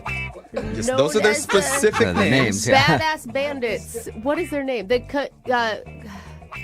congressional. Wait. Quartet. What were they called, you guys? Can I get help or can I not get Do help? you want them to? Because they want to win Read more it one over more you. time. Yeah. One more time, and I'll give you an answer. Okay, the group of philosophers, politicians, and writers who led the American Revolution against the Kingdom of Great Britain are known to history as blank. First Congress. It was the first Destiny's Child, wasn't it? They're known as the founding fathers of yeah. America. That's Right? right. Oh, Those yeah. daddies. Those guys. Yeah. Jose, it's your turn. Oh, God. I'm already going to get it wrong, but. The United States has a special group of 538 people whose sole purpose is to elect the President of the United States. This group is called blank. The Electoral College, baby. Yeah! Oh, my God. I knew That's the one thing I know about politics. Yeah, you The got super electoral- pumped up as soon as I he don't even know. was starting to ask that question. Jose's in the Easier lead. question. Jose is in the lead. Oh, you have to get them right if you want to be Miss That's Presidentiality? right. That's why we were telling you. Oh. Did you fail every test because you never paid attention? Probably. I don't even know if I took tests. Here's a chance to redeem yourself, Jubal, okay? Your next question. Before a new president is sworn into office, the previous one, while they're still running the country, is known as a blank. Oh, I know this. The previous one is known as Like an animal. a tiger. No. Hey there, tiger. Yeah, I'll go tiger. No. The previous president, while they're still running the country, is known as a lame duck. Oh. Yeah. A lame duck president. Feisty tiger. Brooke. Give me one of their questions. I know all the other answers. Brooke, you definitely know this one. Okay. A political action committee that is heavily funded by wealthy corporations is known as a blank. PAC. Super PAC. Hey, look at that. Political Action Committee. Wow. PAC. That's fancy. Yeah. All right. Brooke and Jose, you both have one. Jose, it's your turn. Okay. When you have a closed meeting of supporters for a specific political party or president, it's called a blank.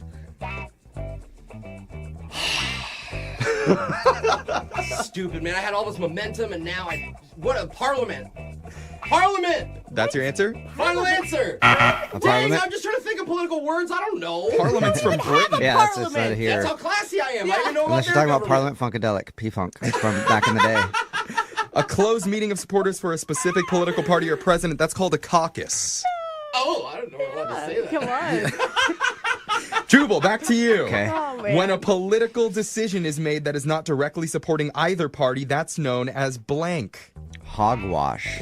That's interesting. I don't know the answer to that. Yeah.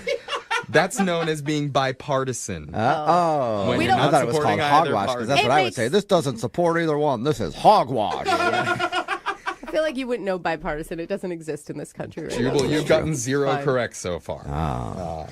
Brooke, let's go over. I know. Okay. Thought that was the way to be Miss If I get this Presidentiality. right, does it end the competition? I hope so. No, it wouldn't Okay. end it. Brooke, when the president travels to a state and campaigns to gain support for another candidate running for office, that's called blank. Supporting his best friends. Being a good bro. Yeah. It's called campaigning for someone else. The answer. Okay. That's called stumping. I didn't know that. Stumping. Like the president was in Ohio stumping for No candidates. one says that, Jeffrey. That is what They everybody say, yeah, says. I've heard it a lot. I've never heard Jose, so Stump away. Jose, if you get this question right, you will actually win this. Oh my God. Okay. All right, here we go. A preliminary election to appoint delegates to a party is known as a blank. I'm not helping you. I don't want you to win. Say it one more time. A preliminary election to appoint delegates to a party is known as a blank. A primary. He got it. Jose officially wins. Wow. Jose is so smart. Jose, How did you you get are that it. one? You won. I didn't do it. Congratulations, Jose. Jose, Yeah. you're Miss Presidentiality. You made our forefathers very proud today. Retally. Congratulations, Jose. Bull crap. Good. It should feel good. You're the Bring this smartest to the person committee. in the room, Jose. I've always told you guys I'm smarter than all of you. And You no have. one ever Damn believes it, Well, now I Jeffrey. finally believe. All right, your phone tap is coming up right after this. It's Brooke and Jubal.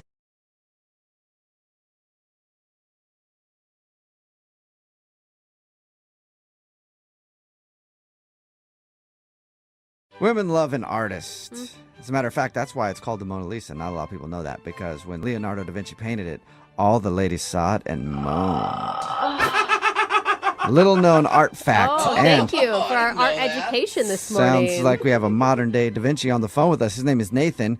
And I say that because Nathan apparently took the girl he wants to call today to a painting class. Oh, And fun. Nathan, did she moan? A little. What? Nice. Come on, Right. Nathan. Not Yeah. right off the top, all right? Listen, we got to work up to that kind of information. I mean, I'm a good artist. What can I say? Yeah. Yeah. Before you tell us about the date, first of all, what's her name? Her name is Madeline. Madeline. All right. And how did you meet Madeline? We met online. Okay. Cool. And Yeah. what stood out about her? I gotta say, she just kind of had these eyes, these nurturing eyes that kind of resonated with me. And Okay. Good. I'm glad you described the eyes. I thought you were just going to leave it at she had these eyes. And I was like, whoa. You don't have very high standards, do you, Nathan? no, it did. It was just really her eyes, and they stuck out to me. Okay. Okay. I mean, is that how you opened with her, like with a compliment about her eyes? I did. I mean, Good. It worked. Okay. Yeah. So, other than you hitting her up online about her eyes, obviously you guys went out. Otherwise, you wouldn't be on the phone for a second date.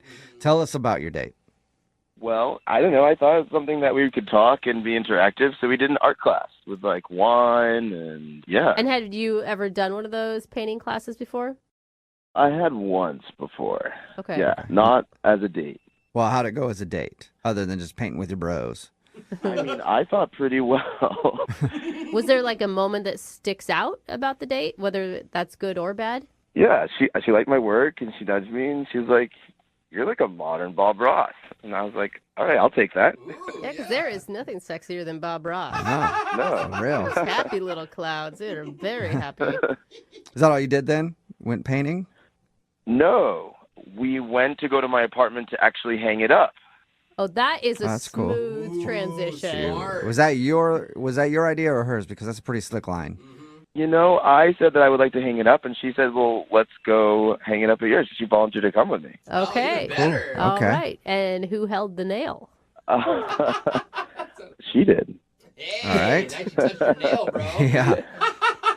What happened back at the apartment? Was it on? I made her tea, just like very relaxed, chill, and it was all good. We hung up the piece of work, and Is that the only nailing that happened? I know, like, get to the juicy part. Regrettably, first date, I didn't want to go too far, gentlemen. Okay. But after we hung it up, it was kind of weird, frankly. She told me she had to go meet her maintenance guy at her apartment. What? Okay, that's Liking a weird excuse to leave, unless she had an appointment and knew about it earlier. But you think she would have told you that? I don't know. I thought that was really weird because usually maintenance guys have keys to the building, and I don't know. I thought that was really weird. Was this like a Friday night? Was it late? It was Friday. It wasn't crazy late. It was like 10:30, 11. Well, 10:30 or 11, yeah, that is kind of late. I mean, maybe, but I don't know. We were having a good time. It just seemed out of the blue. So that was it. She left to go meet her maintenance guy. And did you get a kiss or a hug or anything like that? Yeah, I gave her a hug, and it didn't feel like, she didn't pull away or anything. It felt nice. And then she left. Why do I picture her using maintenance guy in quotes, like air quotes around it when she told you? Whoa, like she's running off to the next guy or something? I don't know. Or something else. Yeah. Something other than you. Wow. Anything other than you is what it sounds like. Have you talked to her since she left? I haven't heard from her at all. No text, call in about 4 days. And you've tried to get a hold of her? I've definitely tried to get a hold of her. So it seems like an excuse then. What do you think could have gone wrong? Well, the only thing is, I like really strong teas, and I do, teas can have effect. And my experience, girls don't love, using the bathroom. So maybe that was just her quick idea to get out and because of the go home and cheese. use the bath. Well, I mean, there are some teas that do a number on your system. Oh, teas. And I couldn't tell if you were saying teas or cheese. Both can cause Teas, problems. yeah. Exactly. Yeah. So you're thinking maybe you gave her tea and it had a laxative effect and she's embarrassed now? Yes. Okay. All right, well. All right. We'll play a song and then come back and call her and see if that is the reason she's not calling you back, all right? All right, that'd be awesome. Okay, hang on. We'll get your second date right after this.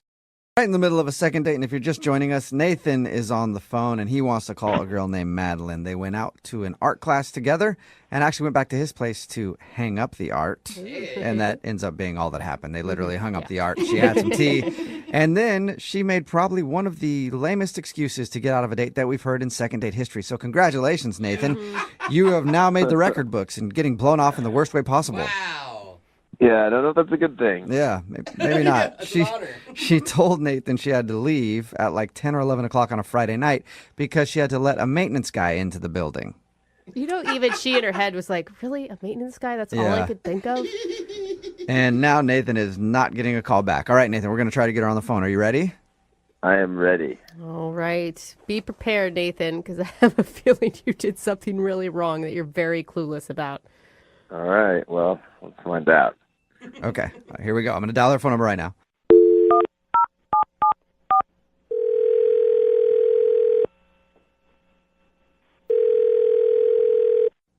Hello? Hi, is this Madeline? Yes? Hey, Madeline, how are you? This is Jubal from the radio show Brooke and Jubal in the Morning. Okay. Okay. How you doing? I'm okay. What's this about? Oh, that's a good question. Yeah. I'm calling you today because we got an email into our show about you.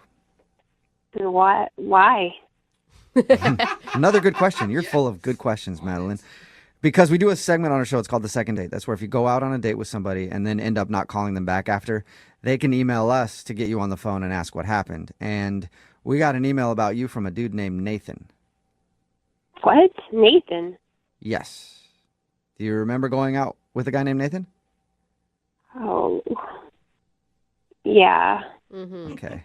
Well, Nathan emailed us because he said he had a really fun time with you.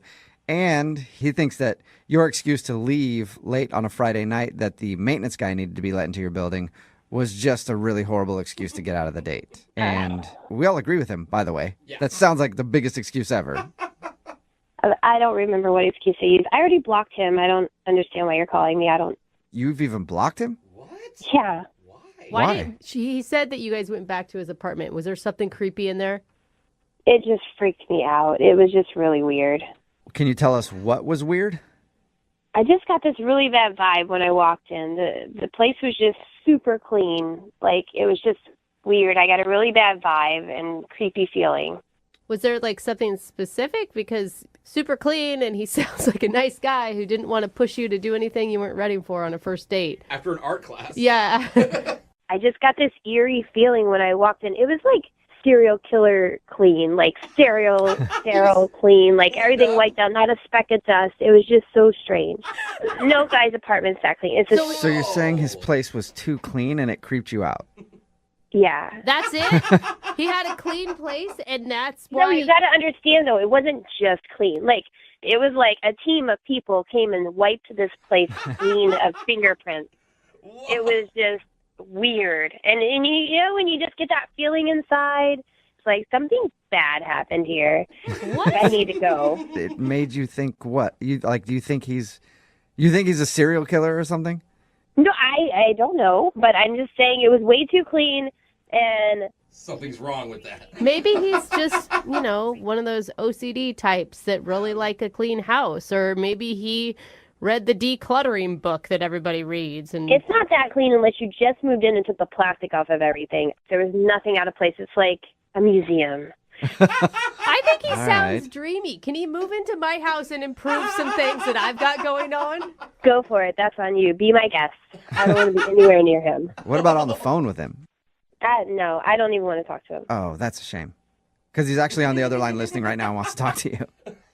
You're kidding. No, I'm not. Unless he hung up. Nathan, are you still there? I'm here. Oh, my God. Oh, my God. Hi, Madeline.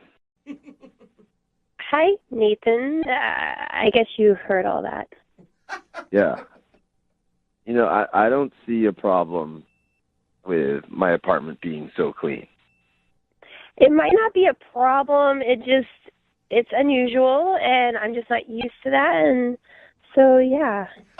Madeline, you're being really nonchalant when you were basically just accusing the guy of scrubbing his house because there was maybe dead bodies earlier in the evening. She didn't know he was on the phone. Wait, but that's what it sounded like.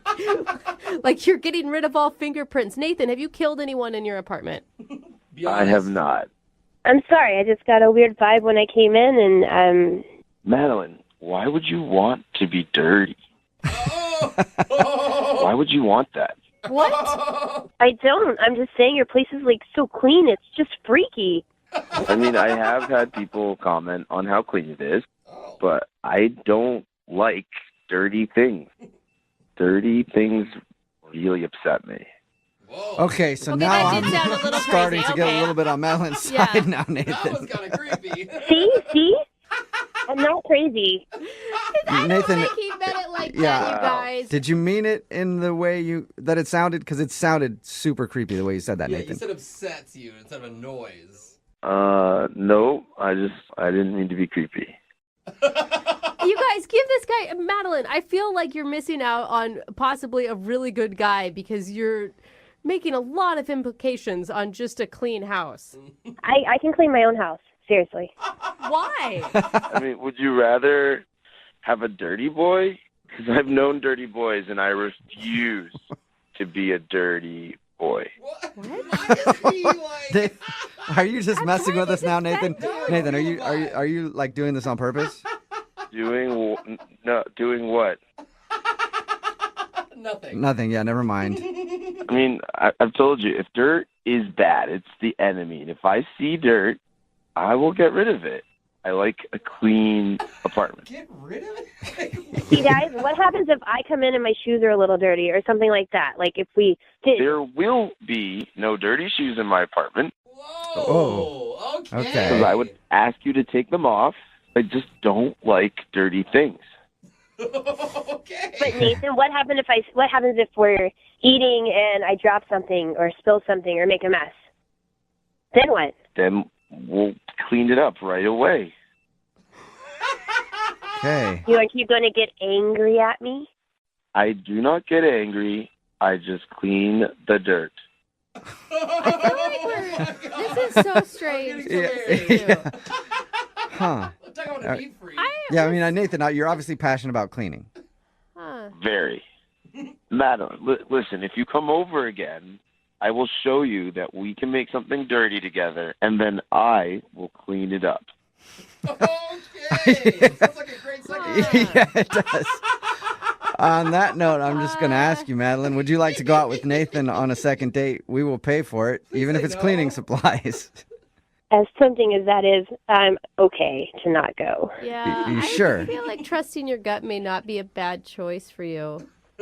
Well, Madeline, I'm really bummed that you'd rather date a dirty boy than me. You're making a mistake. Stop saying dirty boy. All right, Madeline, so take care, because the dirty will be judged. Goodbye. Okay, I think you need to do more than just block him. Madeline, are you still there? I'm a little freaked out and scared. I got rid of him with the blocking, and here you guys opened that back up like freaking Pandora's box. He doesn't know anything about you other than your phone numbers and stuff, right? Yeah, he doesn't know anything. He probably doesn't even know my last name. I blocked him on everything. Okay, good. All right. Yeah, you are safe. And I feel sorry for all the dirty boys out there right now because Nathan sounds like he might be fired up to do some cleaning tonight. I hope not. Moving 92.5. Brooke and Jubal's second date update. Ladies, I'm going to tell you a little secret about guys. Okay, dish.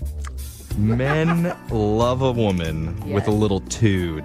Little attitude. Okay. Little spice. Little feistiness, Not true. Not too feisty, obviously. Not like, go fight that guy for me. Oh, not scary. But just a little bit of cayenne on that macaroni. I know. Because that feistiness tells us something. It tells us you're passionate. And you're probably into some freaky stuff. Yeah, lady in the streets, freak in the sheets. Yeah, we love it. Okay, the cliche. And I have a feeling right. that the girl on the phone today for a second date update is definitely a little freaky because of what she ended up doing on her first date. Freaky or crazy? I'm intrigued. Let's find out. Her name is Rebecca. Rebecca, you a freak, huh?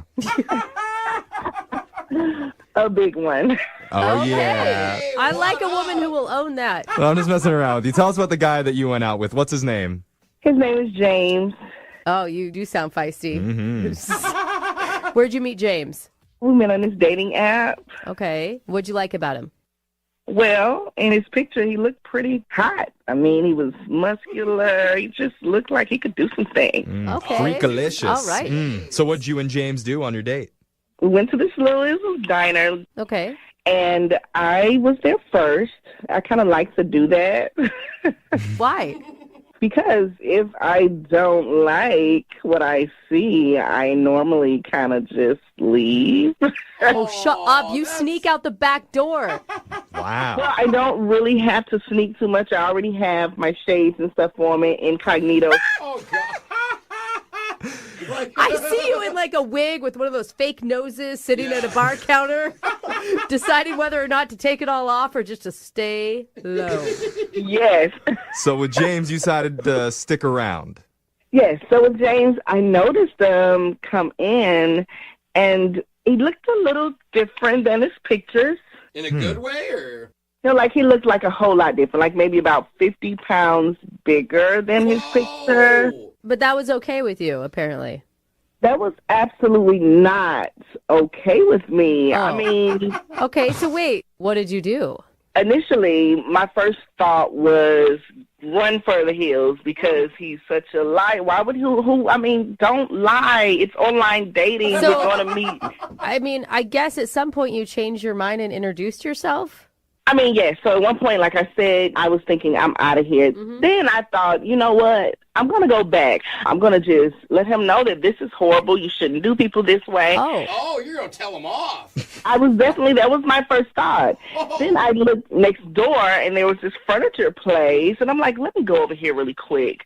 And I end up buying a pillow. What's going on? Hold on. You ditch the guy. You decide to go back. In the middle, you get distracted. Wait, so listen. This is important. Okay. You got to hear me out.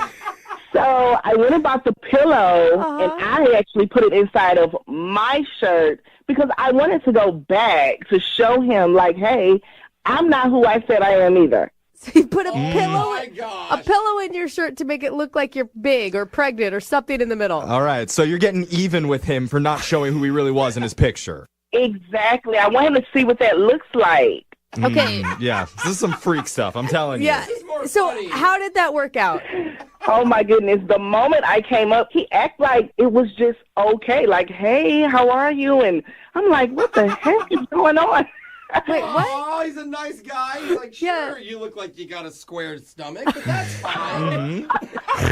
He looks comfortable. I mean, he ended up being so cool. I mean, so kind. He was compassionate. He was asking, are you okay? Do you need anything else? How about, can I get you another dessert? And I'm like, I'm going to eat that up now. Wow. So wait, and the whole time you're sitting there with a pillow in your shirt? This is crazy. He thought I was pregnant the whole time, and I just rolled with it the whole night because, you know, hey. I would be worried that he's like cool with going out with a pregnant chick all of a sudden. There's nothing wrong with going out with a pregnant chick. Did he ever address it? Did he ever say anything about it? No, he was just so kind. When are you due? What are you having? And I was like, oh, man. Wait, did you make stuff up? You were outright lying. Listen, I just couldn't tell him the truth. And the baby's name is Fred. Oh, my God. The Tempur-Pedic baby. Yeah. So wait, what do you want to do? I mean, he's not calling you back, right?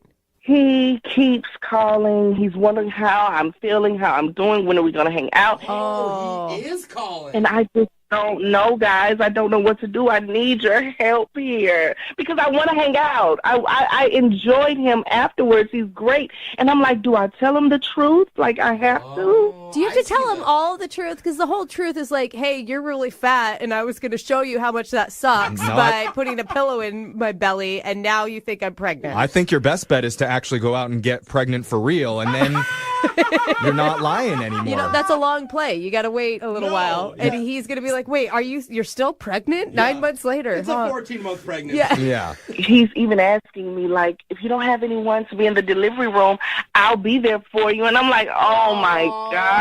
Okay, listen, you do not want to put a man who thinks a pillow is a pregnant belly in a delivery room. He's a little uneducated. I'm just letting you know. Well, he does sound like a nice guy. He does. He does. I really want to talk to him. I really do. Okay. All right. Well, we're going to find out if we can help you. We're going to play a song, come back, and get your second date update right after this, okay? Okay, thank you. All right, hold on. Moving 92.5. Brooke and Jubal in the mornings. Second date update. If you're just tuning in, we're on the phone with Rebecca, and Rebecca is expecting a brand new 100% goose down snuggle soft bundle of joy. Queen size, I hear. No, she needs a second date update, but this one's a little bit different than what we normally do because normally we call people when someone's being completely ignored after a date. But Rebecca has been getting calls and texts from James. She's just not answering any of them because she feels bad about what she did. As she should. If you didn't know, she stuffed a pillow under her shirt and pretended to be pregnant during their date. And she only did that because when he showed up, he seemed a little heavier than his profile pictures. A lot heavier. But now Rebecca wants to make things right and get another date. Rebecca, how do you want to handle this exactly? Do you want me to tell him that you faked your pregnancy, or do you want to deliver that news? Deliver. I get it. No. That's dumb. I feel so guilty about doing that, you know? I mean, now just looking back at it, it was such a petty mistake. It was. And you do want a date, right? You're not just using this just to, I don't know, clear your conscience.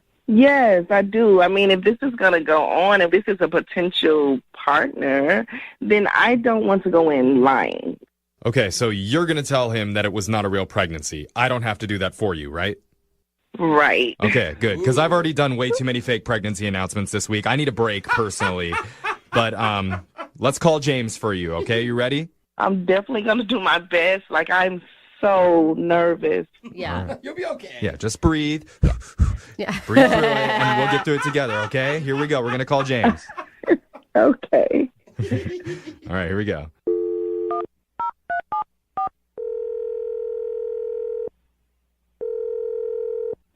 Hello? Hi, can I speak to James, please? Yeah, who's this? This is young Jeffrey from the radio show Brooke and Jubal in the morning. Do you have a second to talk to us? Yeah, I guess. Okay, I promise we're harmless. No. Except for Brooke, yeah. Yeah, she's scary, but... Hi, James. All right, Ben. I mean, what's going on? Why y'all calling me? Well, we do a thing on our show called the Second Date Update. Have you ever heard of that before? Yeah, I've heard of those before. Okay. Just in case, that's where if you go out on a date with someone and then get ghosted, we'll call that person for you and find out why. But your situation is a little bit different because you actually are calling this girl back. What? This is so weird. It is weird. This is a weird one. I mean, more weird than normal. So do you remember going out with a woman recently named Rebecca? Yeah, I know Rebecca. So she reached out to us and really wanted us to call you. That's crazy because I call her and she don't really, answer. Yeah, it would be confusing that she would call us instead of just calling you back. I could see where that gets weird. Here's the deal, James. Rebecca wanted to let you know that she delivered, and it's actually quads. What? No. And 2.5 of them are yours. Jeffrey, shut up. Oh, that can't be true. I didn't even hit. No, that is not true, James. James, did you like Rebecca a lot? Yeah, she was cool, man. She had a great vibe. She was a real genuine person. Yeah. She said a lot of really kind things about you, especially about how gracious you were about thinking about the pregnancy and things. Yeah. I definitely wasn't expecting that one. You don't swipe on somebody expecting them to be pregnant. Yeah. It's a little confusing. Did anything seem weird about the situation to you? I mean, outside of her being pregnant? Yeah, no. Did anything seem weird about that? Is that not weird enough? It could be weirder. No. She was a dope soul, so I enjoyed my time with her. Rebecca is a dope soul. Dude, that is actually a really awesome compliment. Yeah, we can tell already. You don't meet a lot of dope souls these days. But here's the thing. Rebecca set this whole thing up because she really wants to talk with you. But she's been really nervous about it. About the dessert thing? About the dessert. What about the dessert? I felt bad after the date because I felt like I was trying to be over nice, I guess. And because she was pregnant, I'm like, well, maybe she wants 2 desserts, one for her and one for the baby. That's right. You are a good man, James. That is exactly what a pregnant woman wants. I like it, dude. That's why I tried to buy her 2 desserts, and maybe it might have put her off or something like that. No. I don't think that's it. But after this, no matter what happens, the whole show wants to go out with you and eat for sure because you sound awesome. I look pregnant. Buy me dessert. Let's do it. But here's the thing. Rebecca really does want to talk to you, but she's a little bit nervous about it. And she actually has been listening on the phone this whole time. What? And she has something she wants to tell you. You mean she's on the phone like right now? Mm-hmm. Hi, James. Hey, what's going on? Hi. Oh, there's that smile. Oh. Wow, I've really been thinking about you. Oh, have you? That's good to know. I mean, I've been trying to reach out to you. I didn't know if you weren't returning my calls, because maybe I upset you or, when I bought the 2 desserts, maybe that... You thought I was calling you fat or something, and you were just kind of shading me. I didn't know. No, the 2 desserts were fine. Thank you. All right, then. You didn't drop 4 babies, did you? Jeff was kidding. Oh, okay. No. About that. All right. So okay. It's hard. It's okay. So there's no baby. I'm actually a surrogate. I don't have the baby anymore. What? Rebecca, did you say surrogate? Yeah. You're a surrogate? I really wasn't pregnant. Hold on. Wait. So you weren't pregnant? I guess I'm not understanding. What about that second dessert for then? And you don't mean surrogate. You mean that you lied is what you mean. I lied about the surrogate just now. I lied about being pregnant. That was actually a pillow from a place next door to the diner that we were at. Yeah. It was all a lie. Some people fart when they lie. She makes up pregnancies when she lies. What would make you even lie about something like that? I mean, most people try to hide an actual pregnancy. You come in pretending to be pregnant? The opposite? Okay, well, I saw you come into the restaurant, and you were actually much heavier than your pic said. And I was mad. I acted out of just anger and ego, so I went to get the pillow, came back, and then we spoke, and from that moment, you were amazing to me, and I got lost in the moment. Very lost. Yeah, so it wasn't a pregnancy, it was a pillow from next door that she stuffed up her shirt. She was trying to teach you some sort of weird lesson because she felt like you were lying to her. With So you sat with the pillow in your stomach the whole time? That's so weird. I mean, yes. Yes, I did that. I mean, I put on a little weight. It's not. Come on now. James, it's not a little weight. That wasn't a little weight. I mean, come on. Okay, I will say this. I don't want it to become a thing. I am so sorry, and I actually want you to forgive me because I really like you. I like you too. I honestly think you dope. You're a dope soul for real. You still believe that after the whole pregnancy scare? Slash lie? I mean, I really don't mind that she's not pregnant outside of her calling me, you know, chunky because of my picture. Well, she feels bad about the whole thing, James, and she's really hoping that you'll forgive her, and she promises that she won't fake a pregnancy again until you're in a committed relationship. So no more fake pregnancies? Well, at least not until you're definitely together, and then it would actually count. But here's the thing. If you're willing to give her a second chance, we will pay for a date for the two of you. As many desserts as you guys can handle. Oh, I'm eating both of them this time. No, I think that was what started this problem, James. Right. I guess so.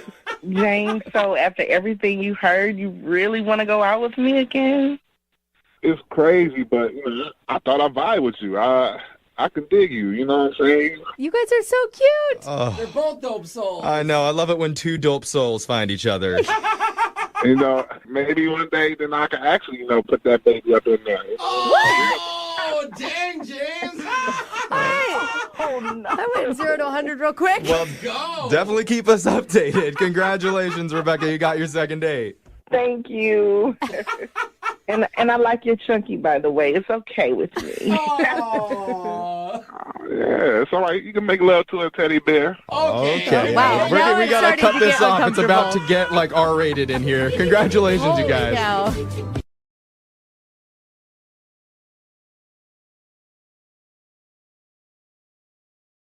Need LASIK? Trust the experienced team at the LASIK Center at Evergreen Eye Center. No glasses, no contacts, no limits. What will you do? LASIK at evergreen.com. Moving 92.5. Brooke and Jubal's second date update. Today, a dude named Adam is on the phone for a second date update, and his email said it was one of the worst, but also one of the best dates of my life. Wow. How's that? So I'm really interested to hear what happened. Hey, Adam, what's up? How are you? Hey, guys. How's it going? I take it the good outweighs the bad since you're on the phone with us trying to get a second date update. Yeah, I don't know. It's like one of those dates that kind of like you didn't think would go too great, but then it just, you know. Didn't go great, but also went great. Yeah. We totally know what you're saying. No clue what you're talking about. Why don't you tell us? Okay. The girl you want to call today, what's her name? Marcy. Marcy. All right. And how did you meet Marcy? We met at a bakery. Well, that's kind of cute. Were you guys both buying bread at the same time and you reach for the same loaves and your hands touched? No, I had to put a little more effort into it, but I was just there, you know, getting coffee and stuff. But she was picking up a cake, and I thought she was kind of cute. So I sort of just struck up a conversation and was like, hey, is that cake for me? Because it's my birthday. Was it actually your birthday, or is that just a line? Oh, God, no. No, okay. Not even close. All right. Well, fabulous pickup line. I would have worked on me. It obviously worked on her. Yeah. So it was like one of my stronger pickup lines. So that sounds strong. Did you actually rip the cake from her hands and say it was your birthday? And Give it to yeah. me. She was like, well, it's my friend's birthday, so she'd be kind of mad if I gave away a piece of her cake. So I was like, well, really, I just wanted your number. Oh, Okay. Look at that smooth man. Yeah. And so she was happy to oblige that. Awesome. So what'd you guys do Yeah. when you actually went out? We just went out to a bar to, you know, have some drinks and kind of talk and stuff. What was your mood going into it? Oh, it was great. Like, we were super friendly. That and, was the like, bad part? You're like, oh, I didn't want to be there at all.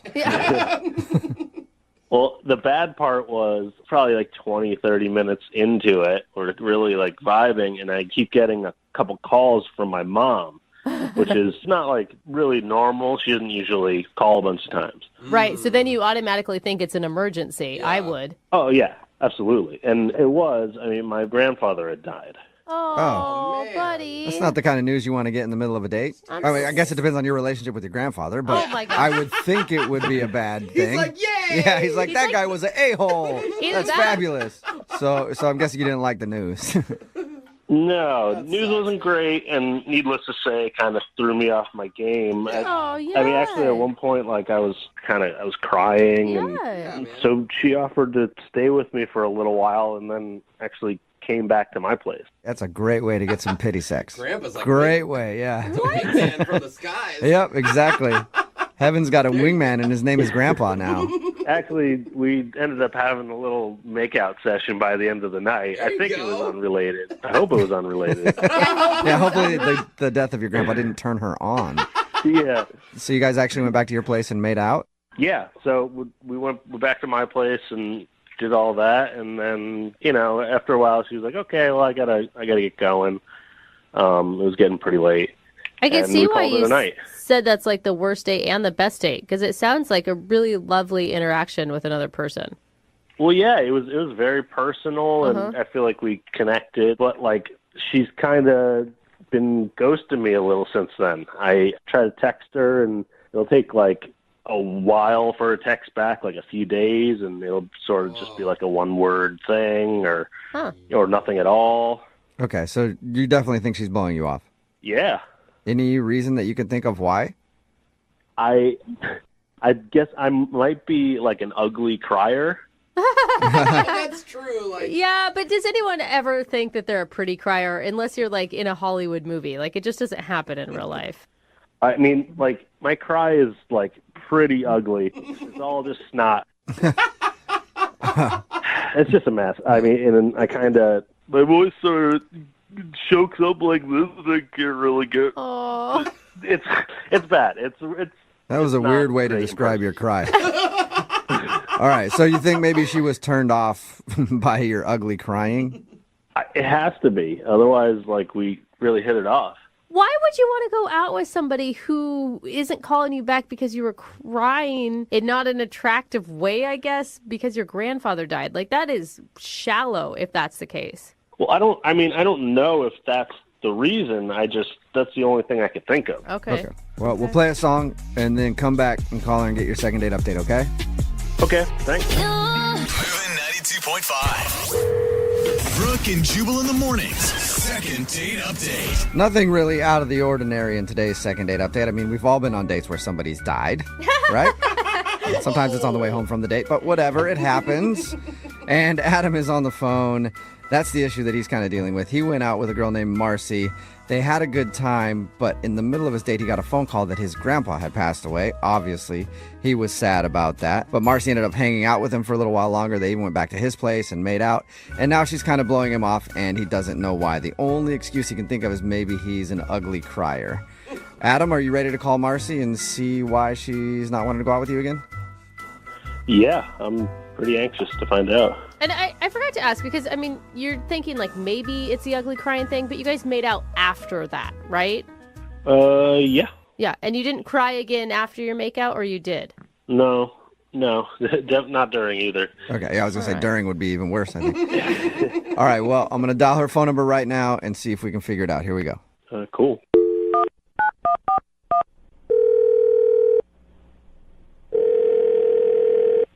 Hello, Hi, can I speak to Marcy, please? this is she. Hey, Marcy, how are you? This is Jubal from the radio show Brooke and Jubal in the Morning. Okay. Okay. How did you get my number?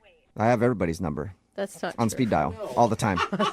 I got your number Okay, because... is this like a prank call or something? No, it isn't.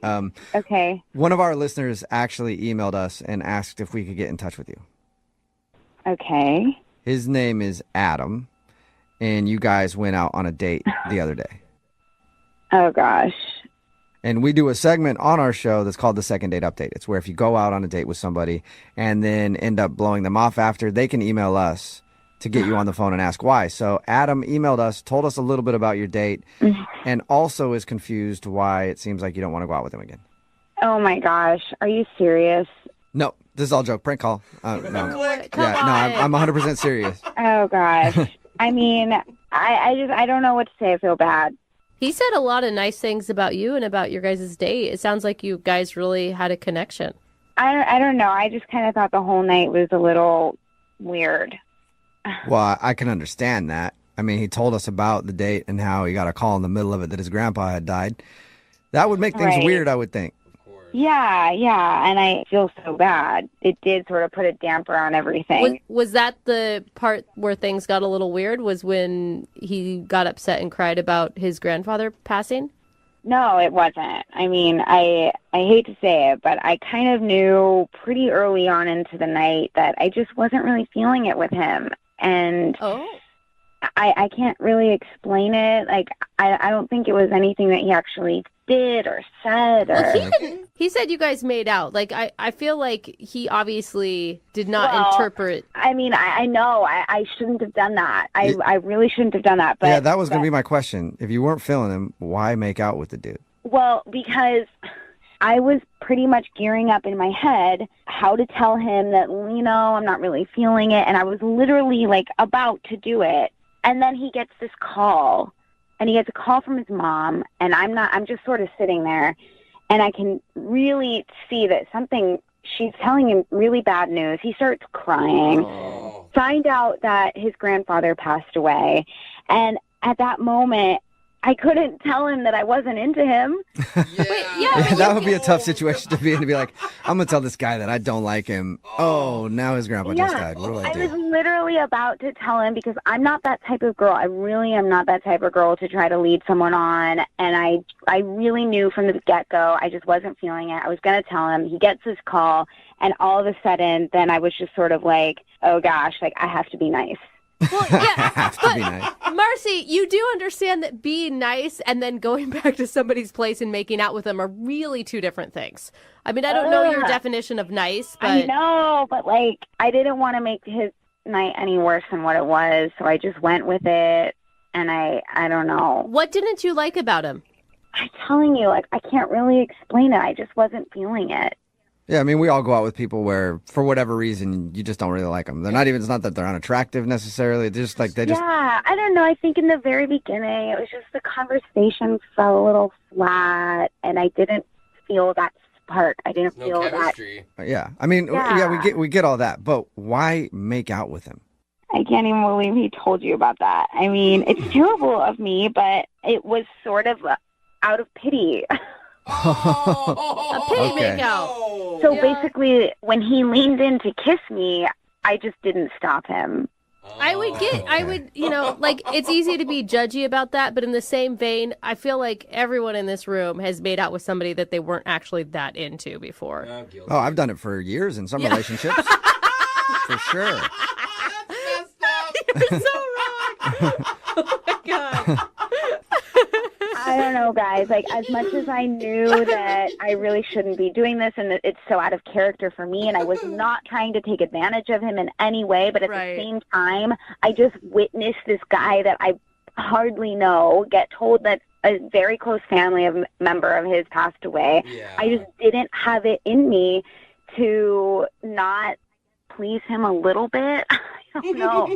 Wasn't there any moment, like there wasn't one moment where you were like, oh, maybe I was wrong. Maybe I could do this. Maybe I could be into him. No. Not at all. Okay. All I was right. looking for hope there, Marcy. Well, Marcy, I do want to let you know that Adam is actually on the other line listening and wants to talk to you. No. Are you serious?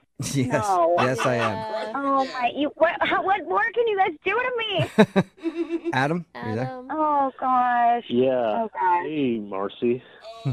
Bummer. Hey. Oh, my gosh. So, I mean, that whole thing, was that a pity? I mean, I just didn't want to hurt your feelings. I don't know. You had already been hurt enough that night, and I just really felt so bad. As hard as it was for you, it was hard for me too, because I was stuck in this like rock and a hard place, you know. I mean, like we got pizza together after, like that was just out of pity. Like, is a pity pizza? Good name for a restaurant. I mean, man, I don't really know what more I can say. But I mean, did you give me like clear signs that you weren't interested? It seemed like you made out with me because of pity.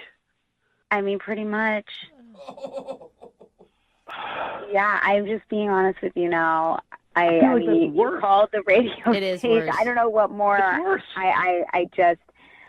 I mean, you used a lot of tongue for a pity kiss, right? Oh gosh. Okay. Yeah, I mean, you know, Marcy, a pity kiss has a certain amount of tongue. Were you going overboard on the tongue with your pity kiss? Right. It was not a non-committal makeout session, you know? Like I said, I felt really bad. I really said it. I had to do something to like make your night a little bit better, and I don't know what else I can say. Wow. I mean, you are a very talented actress then, because you know, this performance and what you did the other night, like I can't tell what's real and what's not anymore, honestly. I mean, what's real is that I think you should just try to move on. Ooh. Just because I did that, I don't think it means that I have to go out with him again. No, it doesn't. It was just A second one would be another pity. Yeah. And it's like 2 pity dates, basically. yeah, and now we've gotten in too deep. You know what I mean? It's I mean, I can't believe you would do that. If that happened to you and one of your relatives died, I would do the respectable thing and just walk away. Just get out of there. okay. Leave you alone. Yeah. Guys, like I don't really. This is getting to be too. I tried to be nice. I really did. I'm really sorry. Okay, well, don't be sorry just yet, because I do have to ask you if you'd like to go on another date with Adam. We will pay for it. Would you like to go on a second date? No. Okay, I thought that was coming. Adam's like, I didn't even want you to ask that question anymore. Because Marcy, you are a real piece of work, just like leading a guy on like that. That's Seriously? unbelievable. Okay.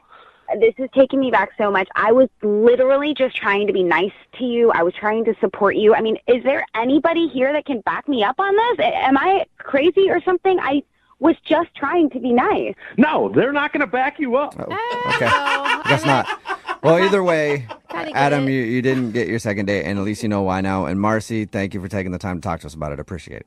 Yeah, now I feel 100,000 times worse. Thank you. Well, Sorry, I want both you guys to think about this. That night when you guys were making out, Adam's grandpa was watching you. Think about that. Brooke and Jubal in the morning. Text in at 78592 said, I probably would have done the same thing. Brooke and Jubal in the morning, talking about today's second date update. If you missed it, this dude Adam wanted to call a girl named Marcy that he went out with. When they were out, he found out that his grandpa had actually died, and he was very upset. But she was there for him, and they went back to his place, and they even made out. But when we got her on the phone, she admitted that she was never really into Adam. She only stayed with him that night and made out with him out of pity. Yeah, a little pity makeout. Yeah, she was about ready to tell him that she wasn't into him. And then he went to go, like, oh, well, then he got the call that his grandpa died, and then she was like, damn. It kind of blew everything. Yeah, I will say, I think the most important text that I agree with that we've gotten several is, he did sound exactly like Seth Rogen. Yeah, he did sound a little bit like thinking that. That's the most important piece that It you was took from bugging me. everything. I'm like, who does he sound like anyway? Sorry. Maybe it was Yeah, he Seth does. Rogen. Anyway, they are not going to go out again. If you want to do a second date update, just email the show, and we will call the person who didn't call you back. Young Jeffrey's Song of the Week is coming up in just a few minutes at 8:10. Move at 92.5.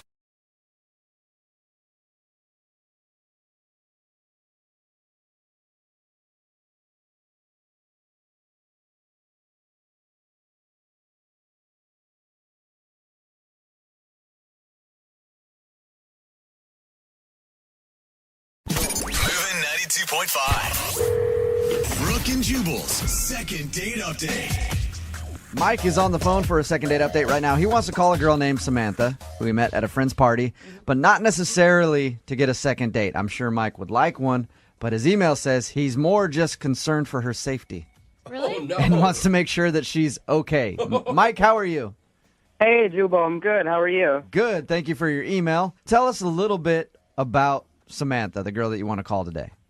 Well, I met her at my friend's party, and like right away, there was just something about her. Like she was really cool, down to earth. We were like drinking, have a good time.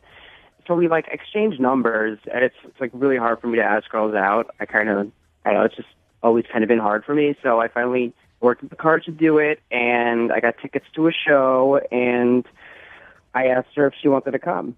So that took Okay. a lot of courage. But you never made it to your show, did you? No, I took her to dinner first. We went to this Chinese place, and it's like another weird. I don't know why I picked that place. Like I'm really terrible with chopsticks, but That is something to think about. she helped me with my chopsticks. And during dinner, she went to the bathroom, and when she came back, it was like 10 minutes later, and she was soaking wet. She was like really sweaty. Oh my gosh. And she said she ate something weird, and she was like hunched over, and she looked pretty terrible. Like I was like, oh my god. So it was like food poisoning. Yeah, I guess some kind of food poisoning. I mean, I didn't get what she had, so There was no like allergic reaction where it looked like her throat was going to swell at any moment and her face was blowing up. no, it looked more like a stomach thing. It looked like Okay. she had eaten something bad, and like she was sweating. Like she looked like she had been poisoned. Okay, and you didn't look her in the eye and go, hey, tough it out, sit down, finish the date. We still have to go to a play later. I bought tickets to a show. I'm going to waste money now. You realize that? Sit down. You didn't do that? No. I thought she was like really sick, so I stopped the date and I offered to drive her to the doctor, but she just wound up taking a cab, and I told her I would text her later to see if she was all right, and I did, and that was 4 days ago, and I haven't heard from her since. Have you tried to call her at all? I don't know. I feel like kind of awkward about doing that because I feel like maybe I don't know. Like I hope she's okay. Like maybe she's still sick. Like I don't know. I just kind of. Have you checked with your friends since you guys met at their party? She doesn't really know them. She was just at the party, so Okay. my friends don't even know her. All right, so you just more want to find out if she's alive. Yeah, I mean, I wonder if I hope she's okay. Now, let me ask you this. What would be better if we call her and we can't get her on the phone because she's deathly ill still? Or we get her on the phone and she just didn't want to go out with you again, so she faked being sick. Oh. Well, like obviously, I hope she's not deathly ill, but that would suck if she's sweating me. Props to her if she can fake sweating. Yeah. Is there anything else, Mike, that you think could have happened on your date where she didn't like you? I mean, from the sounds of it, she just got sick and she might not be ready to call you back. I mean, maybe it was the chopstick thing. I don't know. Some girls are weird about that. That's usually somebody not getting a call back. I doubt it's the chopstick thing, Mike. All right, well, we'll play a song, come back, and hopefully we can get her on the phone and get your second date update, okay? All right. All right, man. Hang on. Moving 92.5. Brooke and Jubal in the mornings. Second date update. Hey, Mike? Yeah. I think you're good.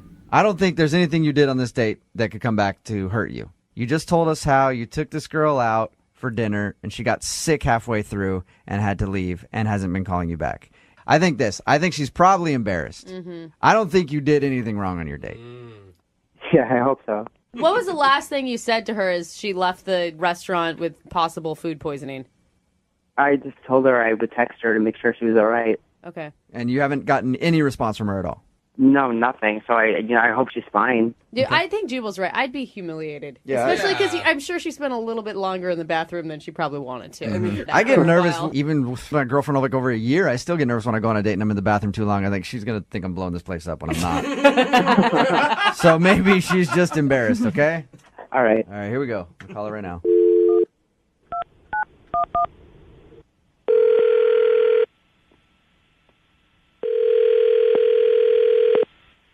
Hello, Hi, can I speak to Samantha, please? this is Samantha. Hey, Samantha, how are you? This is Jubal from Brooke and Jubal in the morning. Hi. Hi. What's going on? Nothing. Do you listen to our show, Samantha? No, not usually. Oh, that's too bad. Because somebody actually sent us an email about you. Okay. You recently went out with one of our listeners. He enjoyed your date. I guarantee that you didn't enjoy the date very much. But you haven't been calling him back after he's texted you a few times, and he wants to know why. His name is Mike. Oh my God. And I remember Mike. he told us about your date and how you got sick halfway through dinner. Yeah. Why don't you tell us from your perspective how your date went? He's really nice. Mike is nice.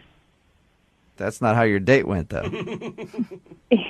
Well, I got sick. I just had to go. So, how sick were you? I couldn't stay. Okay. Is that the reason you're not calling him back? I mean, why won't you get back to him? He says he's texted you even just to check and see if you're all right. He's actually more concerned for your health and everything else than even getting a second date at this point. Well, it was like we didn't even finish a first date. So Right. why is he so concerned? Samantha, if I were to go out on a date with you, if you were that lucky, and you got sick halfway through and then weren't calling me back, I would be concerned about you. I'd be wondering if you were okay, and that's pretty much what Mike wants to know because he's been trying to get a hold of you, but you haven't been calling him back. You can tell Mike that I'm fine. Because I'm fine. you just sound so hesitant about this whole thing. Were you really legitimately sick? I mean, why does it matter? Yeah, why does it matter? Okay, we all know that oftentimes when a girl says she's fine, that's not true. So what's the truth, Samantha? Why don't you want to call Mike back? If I'm being completely honest, there was other stuff going on, so I had to deal with it. But you had There was other stuff going on. There's stuff happening that night that I needed to take care of, so I just needed to go. Okay, so did you make up the sick thing to get out of the date then? I mean, kind of. I know. Job well done. Because You did? The way he describes it, it was believable. You did? You made up being sick to get out of the date?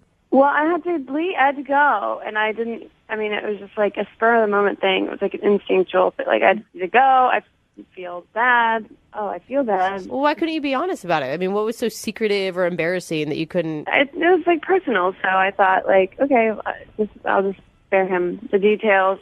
I'm just gonna go. Samantha, I know this is a weird phone call to receive, and I appreciate you staying on the phone with us, but can you just tell us what it is? Because Mike wants to know. He's been going crazy trying to figure out if he did something wrong on the date or if you were sick and if he could help you out in any way. What else was going on? This is a way bigger deal than it was supposed to be. Yeah. Okay.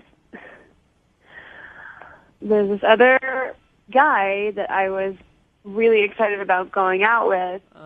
And I actually got a text from him while we were in dinner, and I went to the bathroom to check it out, and it was literally he had 2 hours to hang out, and then he was leaving to go to Korea for a month right after that. And so that was the only time I could see him, and we had a thing going on, but I didn't know if I would see him again. Dude, that's low, Samantha. That sucks. So now you make me look like the complete villain. Well, come on, dude. You went into the bathroom and ditched the guy for somebody that you thought was better. That's why I didn't say anything. It's awful. What do you think Mike would say if he heard that? It would suck. I mean, I think that's why I didn't want to say anything to him, because he's really nice and he's very sweet. I feel like it would really hurt his feelings. I feel like we should find out from Mike. Oh, God. Don't you, Samantha? No, I don't think we should. What if I told you it's too late and Mike is actually on the other line listening? Are you serious? Hi, Samantha. Oh my God. I'm sorry. I'm sorry if you heard all of that. I didn't want to hurt your feelings, so I was just Seriously? But I don't understand. protecting you. Why agree to go out with me at all if you already, how many boyfriends do you have? It's not like that at all. It's not. I mean, I don't do that. I don't. Well, but you did it. I don't. Why? I don't. You did it to me. I was trying to protect you. See, this whole thing wasn't even supposed to happen. Yeah, but you're a liar. You put on a whole show for me. I mean, what am I supposed to do? Come back to the table and say, oh, shoot, I gotta go. I'm gonna go out with this other guy because he's leaving, and the whole story, and then sorry, bye. Would you it like that? No, I don't know why. Why did you even if this guy was leaving anyway? Why are you seeing me the night before? When you're gonna bail on me, regardless. Why? What are you? I didn't know that I was gonna bail on you. I didn't even think I was gonna see him again. To be honest, dude. That's all you got. I don't know why you're so hung up on this, because it's we had a date. So just lie to somebody. Sometimes people say things to make things better when it's better in the end that you don't know the actual truth. How are you justifying this. If one of your girlfriends went through the same thing with a dude, you would have so many horrible names for that person. Yeah, it would be up, and like everybody would have a lot of great conversation to have over coffee the next But morning. you're not even sorry. I mean, what am I supposed to say at this point? I'm not sorry. I mean, I'm sorry if you're upset, Mike. I'm sorry if you're hurt. I didn't mean to, because that's why I did what I did. Like, I literally thought you were dying from food poisoning, but you were really just shacked up with some other guy doing God knows what, and, like, I'm worrying about you. Mike, we didn't even finish a whole date. We were there for, like, 45 minutes. 45 minutes of your life has impacted you so intensely that you have to, like, draw it out like this. I can't believe this. Hey, Samantha, are you still seeing that dude? The one that went to Korea? Are you guys like, I mean, I know he's gone, but are you guys still seeing each other? I don't know. We'll see what happens when he gets back. He does not care about you. If he was going to Korea and he knew it was the last night to hang out with you, he wouldn't have just called you that night. He would have planned something. Yeah. Like, the dude doesn't like you that much. That would be really up. Really? Well, since that dude's gone, Samantha, I would love to ask you if you'd go out with Mike one more time. Just give it another shot. Would you like to go out on a date with Mike? We'll pay for it. Yeah, I don't really want to go on a date with Samantha. Mike, I'm asking Samantha right now, Mike. Samantha, would you like to go out with Mike? No. No. Mike, you're not interested in going out with Samantha again, I take it? She's a liar. No. You're like a mind reader, Jubal. Yeah, I don't know how I figured that out. So are we good? Like, can I go? Because I need to, like, do my life and stuff. Yeah, Samantha, thank you for your time. Thank you for your honesty. Oh, my God. I appreciate it. Have a good one, okay? Bye. Oh. Dude, she's a There you piece go, of Mike. Work. Well, up. Yeah, well, I mean, you got your answer. I told you at the beginning of this, there's no way it could possibly go wrong for you. Proving once again my track record of being right. Not so good. Brooke and Jubal in the morning.